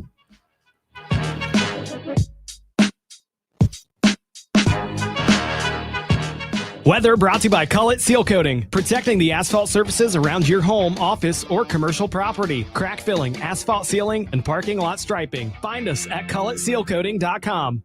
According to labor statistics, there are over 37,000 jobs in the Dayton region going unfilled. Many are good-paying jobs, essential to our society, that do not require a college degree. Find the career path that's right for you and your bank account. Go to BeTheEssential.com. There, you can find links to trade schools and career tech centers that can train you in a fraction of the time and cost. It's also where you can find caring companies willing to provide a fulfilling career that can last a lifetime. Find your future, not just a job. Go to BeTheEssential.com. Something you probably do know. Progressive can not only offer you a great price when you bundle home and auto, they offer you round-the-clock protection. Something you probably don't know? A driveway basketball hoop, including the base, weighs around 400 pounds. Something you probably do know? There's a windstorm coming. Something you probably don't know? A basketball hoop tipping over can poke a hole in a car roof like a can opener. Bundle your home and auto with Progressive and get more than a great price. Get round-the-clock protection. Something you know for the things you don't know. Coverage from Progressive Casualty Insurance Company, affiliates, and third-party insurers, and subject to policy terms. Bundle discount not available in all states or situations. Need an appliance? Shop the new appliance truckload event at Lowe's. Going on now. From refrigerators and ranges to dishwashers and laundry pairs, we have a large selection of appliances from the brands you trust. Plus, get store-wide savings by shopping other in-stock categories. Go to your local Lowe's store or visit Lowes.com to shop the appliance truckload event and find what you need now. While supplies last, valid through 8/17. Would you like 2 paid shutdowns per year to spend with family? Harvest a new career at KTH. Great full-time pay and benefits. KTH Parts Industries in St. Paris, Ohio is hosting a hiring event August 28th from 1 to 4 p.m. for second shift production associates with starting pay $19.37 per hour with yearly increases. Bring a photo ID and resume and complete the interview process and leave with a gas card for the first 100 applicants. Visit kth.net for more information. KTH is an equal opportunity employer. Are you dreaming of something greater? A college degree, job skills, a rewarding career? As a member of the Ohio Army National Guard, those dreams can become a reality. The Ohio National Guard Scholarship Program could pay 100% of your college tuition. As a proud member of the Ohio Army National Guard, you're eligible for the scholarship program as soon as you enlist. And you'll become a part of an elite group of men and women who've sworn to serve and protect their community, state, and nation. Start fulfilling your dreams today with an education that will help you land the career you've always wanted. Learn more about earning your degree debt-free and the many benefits that come with serving in the Ohio Army National Guard. Visit NationalGuard.com today. Sponsored by the Ohio Army National Guard. Aired by the Ohio Association of Broadcasters and this station.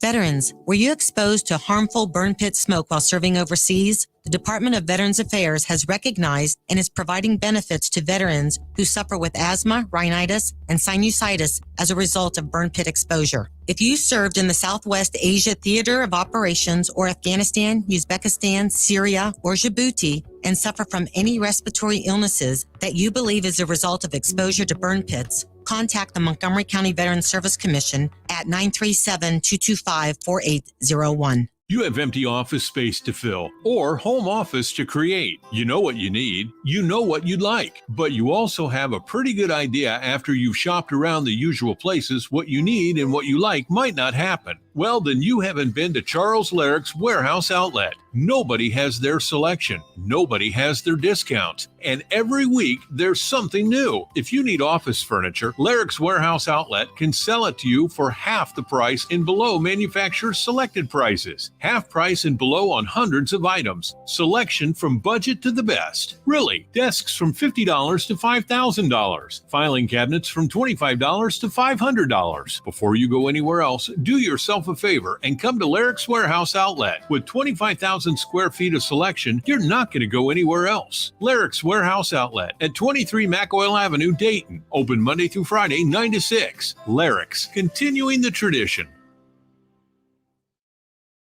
Listen to this station anytime, anywhere on Odyssey. Odyssey is your new audio home for all the music, news, sports, and podcasts that matter to you. Odyssey. That's AUDACY. School is back and doorbusters are in session at JCPenney. Hurry in store while they last. Stock up and save and shop tax-free all weekend. Extended store hours Friday and Saturday. Shopping is back. Ziggy Marley returns to the Rose Music Center at the Heights this Saturday for a celebration of his father, Bob Marley. One love, oh Lord have mercy, one arm. This celebration will feature Ziggy performing some of his father's best-known material, plus a few personal favorites. Ziggy Marley. Tickets are on sale now at Ticketmaster.com and RoseMusicCenter.com. Today on Hey Culligan, better water that cares. Jane's on the line. Hey, Culligan, how can I avoid using all those plastic water bottles that harm the sea turtles? Jane, our always-on drinking water system helps eliminate the equivalent of 15 billion single-use plastic bottles a year. So, you see, Culligan cares about sea turtles, too. Aw, plastic pollutes and Culligan cures. That's catchy, Jane, and totally true. I'll take it, like now. Jane, we're already on the way. Let us help you out with a free in-home water test with a local Culligan water expert at Culligan.com. The roar of our engines, the pump of our heartbeats, the pedal to our metal, the sparks that ignite us, the pistons that push us, the passions that drive us. From the feelings that move us to the places that pull us on the roads that unite us. With nearly 6,000 stores and over 17,000 auto care centers, Napa has America's largest network of parts and care, here to keep you firing on all cylinders. You want to join a college community where you feel welcomed, accepted, and supported. For more than a century, that place has been Ohio Dominican University, just 10 minutes from downtown Columbus. As Central Ohio's Catholic University, Ohio Dominican welcomes students of all faiths, backgrounds, and passions. If you're ready to make a positive impact on the world and those around you, ODU will prepare you to become the ethical and values-driven leader you aspire to be. Begin your ODU journey at ohiodominican.edu. How did hiring the right person become so difficult? Well, it doesn't have to be.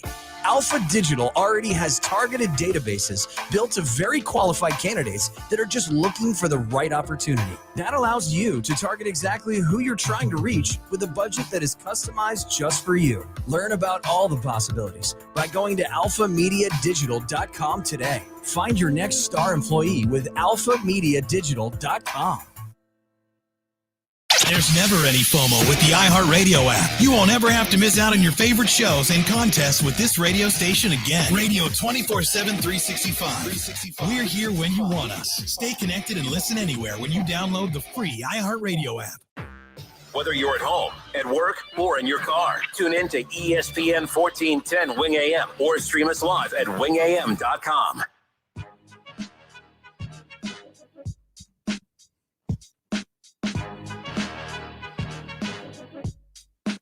The 2021-2022 NCAA Top 20 in attendance list was recently released, Kev. And to no surprise, the Dayton Flyers pop in on that list. Now, for perspective here are the top 5.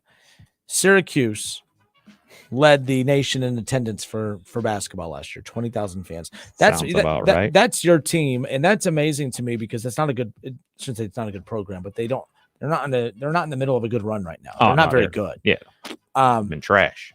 But I think that's beyond impressive. I mean, I know it's New York. I get all that, but like, guys, you're getting 20,000 fans to go watch a team that's not very good. And it's not even like New York City. It's upstate New York. It's not even Buffalo. It's middle of nowhere. I've been there once. It's literally in the middle of nowhere. To be fair, they figure they're safer inside than on the roads. What, am I wrong? He was in town. It's cold there. He was in town for the first 4. You didn't say it to his face, Kenner. Their SID was not happy with me. Kentucky comes in at number 2. That really crappy program in Lexington that no one cares about. 19,000 is their average fan attendance at Old Rupp. Arkansas is 3rd. They come in at 19,000, 22. North Carolina at number 4, 18,000. Tennessee comes in at 18,000 as well. Creighton, number 6 in the country, is in attendance with 16,000. Going down the list, I mean, you have your Kansases, your Indiana, your Purdue's. No really surprise team on here. Dayton comes in at number 19. Dayton is 19 in attendance with 13,407 fans. Now, my thing is, I think if UD Arena expanded to the point to where you could fit 15 to 16,000 fans in that place, I still think then UD would probably move up in the top 10 because it's capacity. I mean, they sold out last year heading into the year and all that. And of course the buzz is even more for this upcoming season. I mean, a lot of it had to do with you took Flyer fans basketball away from them for that 2020 year, or that 2021, I guess the 2020 into 21 and 2000, early parts, there was a little doubt of what was the attendance was going to be like, but I mean, you took it away. And they're like, you're never take it for granted again. Yeah. And they came roaring back. Of course, though, it doesn't surprise with all the damn money they had to pay for a seat license. I mean, for that year, you didn't go. You better go. But yeah, Ohio State come in at number 20, Kev, 13,276. So Buckeyes. There's that. The Flyers set a school record in average attendance last year, averaging 13,407 fans a game. That was 43 more than the previous UD record, which was set back in that Obi Toppin year, the 19 into 20 season. Every Dayton game at UD Arena was sold out last season. UD was one of 2 schools, Kev, who announced sellouts before the season began. Grand Canyon also announced its 7,000-seat GCU Arena was sold out prior to its season opener.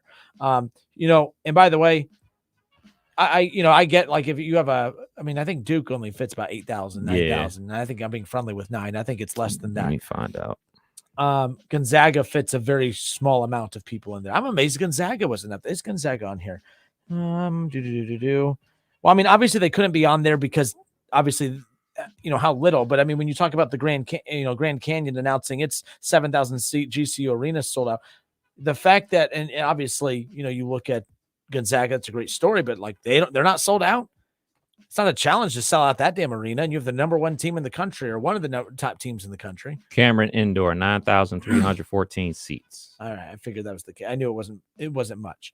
So UD Arena is bigger than Cameron, which is insane. It's not insane, but the point is you look at Ohio State, by the way, they average just about like 100 and change less than UD did per game. But, say what you want. But, I mean, like, they average still about the same amount. I think that's insane. UD is just a great – it's not common. That's why when UD fans like to throw out, oh, well, no one goes to your team's games. I'm like, first of all, what you guys have is not normal. You're lucky and fortunate. Dayton, and by the way, Dayton knows that. They won't tell you anything otherwise. But, like, that's not normal. The cult following that the Flyers have is not normal. And I don't mean that in a bad way. That's just how rare that is. Like, you know what I'm saying? Like, and I think that their average attendance too. I mean, it's not, I know it's significantly higher than even the second place team in the A10. I mean, it's stupid. What is the capacity at UD? Yeah. It's 13 and some change, I believe. I mean, they were sold out all of last year for every game. I'm not saying that they filled it up every single game, but I don't know the exact number off the top of my head. I know it's 13,000 and some change though. Google. But nonetheless, so again, 13,407 was the number for Dayton, and then Ohio State was 13,276. Okay, so there you go. Pretty cool stuff. So UD has finished in the national top 25 in attendance the last 7 seasons. They rated in the top 30 for 24 straight years. Since UD Arena opened in 1969, Dayton has been in the NCAA's top 35 in all 50 seasons, and in the top 25 a total of 33 times. But this was sent over, this is on the Dayton Flyers website as well. You can get more information on that. But I thought that was pretty interesting. And I think, the buzz is even, that was last year, just excited to have Dayton basketball back. And then you come into this year, with this recruiting class, year 2 of last year's great recruiting class. And then you add Sheriff Amps and some of these guys on top of it, getting DeRon Holmes back, Malachi Smith. Again, that Flyer fans are going to be in for a treat. If you're a college basketball fan, we talked about this all the time, Kev. If you're a college basketball fan in this city, you're spoiled. Absolutely. You're spoiled.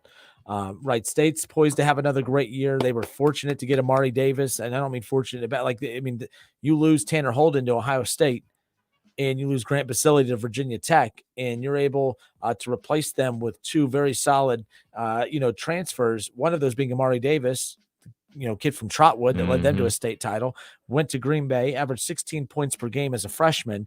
He averaged 16 points per game as a freshman and only attempted 4 threes all season. Taking it to the rim. And he made 0 of those 4 threes he took. So as a freshman, averaged 16 points per game and only took 4 threes all year. As a guard in today's basketball, to average double digits, to average 16 points a game in today's basketball and not have a 3-point shot is insane. That's how talented of a ball handler and a one-on-one player he was to get to the rim.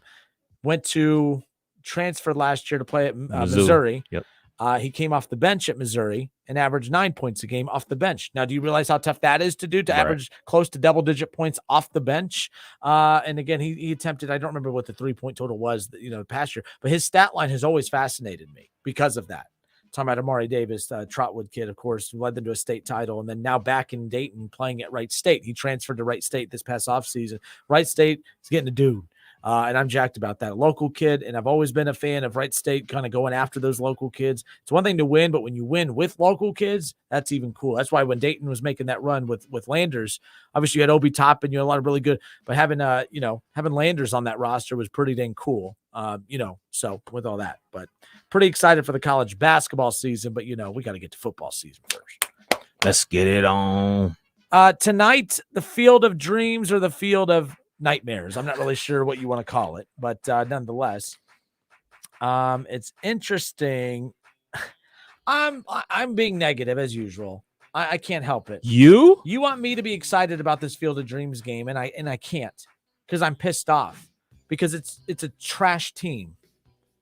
Like, Kev, I don't know how many years they're going to keep doing this Field of Dreams thing, and I hope that they keep doing it. I hope it's a staple of baseball every year moving forward, and it very well may be. And why not? Last year was amazing. Tonight, I have a feeling it's going to be horrible. They're playing the Cubs, right? Playing the Cubs. And as bad, and let me make sure I pull this up so I'm saying this correctly. The Reds are horrible. The Reds have been horrible. As bad as the Reds have been, and you think you can't get any worse than the Reds, they're ahead of the Cubs in the standings. At least they were as of 2 days ago. I'm pulling these standings up just to make sure I'm giving an accurate description of what's going on. No, so in all seriousness, I'm bummed about tonight's Field of Dreams game because to me it's just frustrating because this is the product that's out there. Like, last year was so cool. You had the Yankees and the White Sox. You had 2 playoff contenders. You had 2 really stacked rosters, really great lineups, excellent pitching, Kev. And it was star power galore. And that's not the case tonight. You have historic last year you had great franchises and great players. You got it all. Tonight you're getting the Cubs, a historic franchise, and one of the, biggest storied franchises in the Reds in baseball history. But I just feel like it stinks. I don't know how long the Field of Dreams game is going to stick around. So I don't know if the Reds will ever play in this again. I'm just disappointed that tonight, the Reds are on full display. Everyone in the country will be tuning in to watch the Reds tonight and to watch the Cubs and then watch this Field of Dreams game. And this is the product that they're going to see. I lied. The Reds, because they have lost 3 straight, they were in third. See, this is how quickly things change. The last 2 days, 3 days, because they lost 3 straight, they're in last place now. They're 44-66. They're 17 games back in the Central. The Cubs were below the Reds, and now they are, a whole whopping game ahead now. But it's a big one. It's a battle for third place tonight in the NL Central. But no, in all seriousness, sorry, real quick, I'm just disappointed that tonight on full display, everyone in the country is going to be tuning in to watch the Reds and the Cubs, and this is the product that they're going to get. And this isn't like college where you need to be, you need to have a great product to kind of help grow the program and to get increased recruiting and you know what I mean? Like, it's not that, but it's still embarrassing that for what you got the Reds on national TV, everyone's tuning in. This is the game tonight. And when they tune in, they're going to look at this. This is the lineup tonight. All right. Jonathan India, great. That's super. It's a great leadoff hitter for the Reds. It's one of the few pieces that you should feel proud showing off tonight. But, Kev, after that, Jonathan India, Nick Senzel, Kyle Farmer, Joey Votto. It's cool for Joey Votto. All right. But, all right, Donovan Solano, Albert Almora. All right, Jose Barrero, Aristides Aquino, Austin Ronnie, and thank God Nick Lodolo. At least thank goodness Nick Lodolo's on the mound for the Reds. He's a name of the future for the Reds, as is Jonathan India. But no Tyler Stevenson. They could have had Nick Castellanos.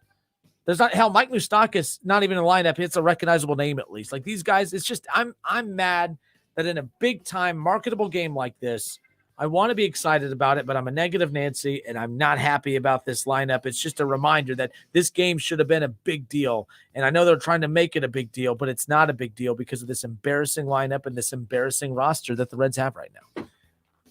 They can fix it, and I got several ways to fix it. One, you can pull an NFL. You can flex this game.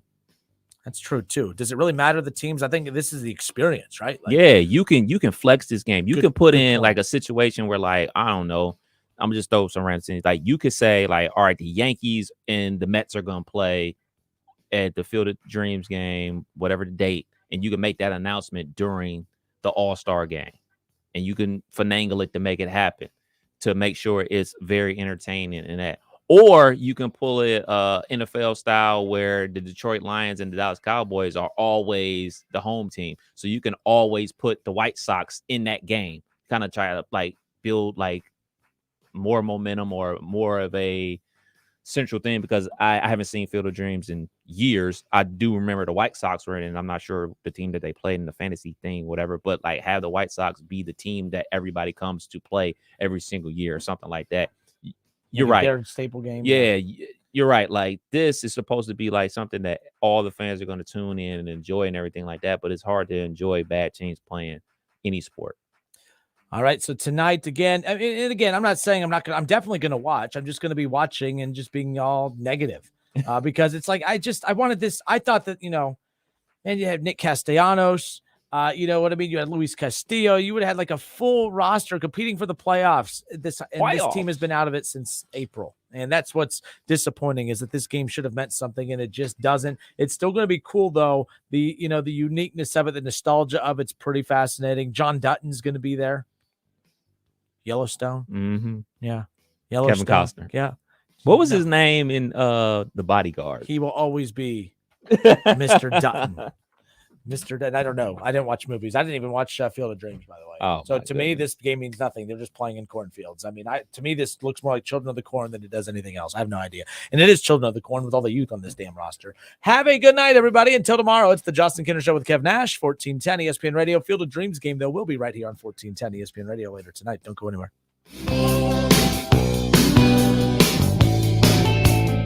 Get in the zone, AutoZone. Welcome to AutoZone. What are you working on today? Starting trouble. No one likes that. We'll get you set up for some stronger starts. You might just need a fresh charge, and we'll take care of that free of charge. But if it is time for a new battery,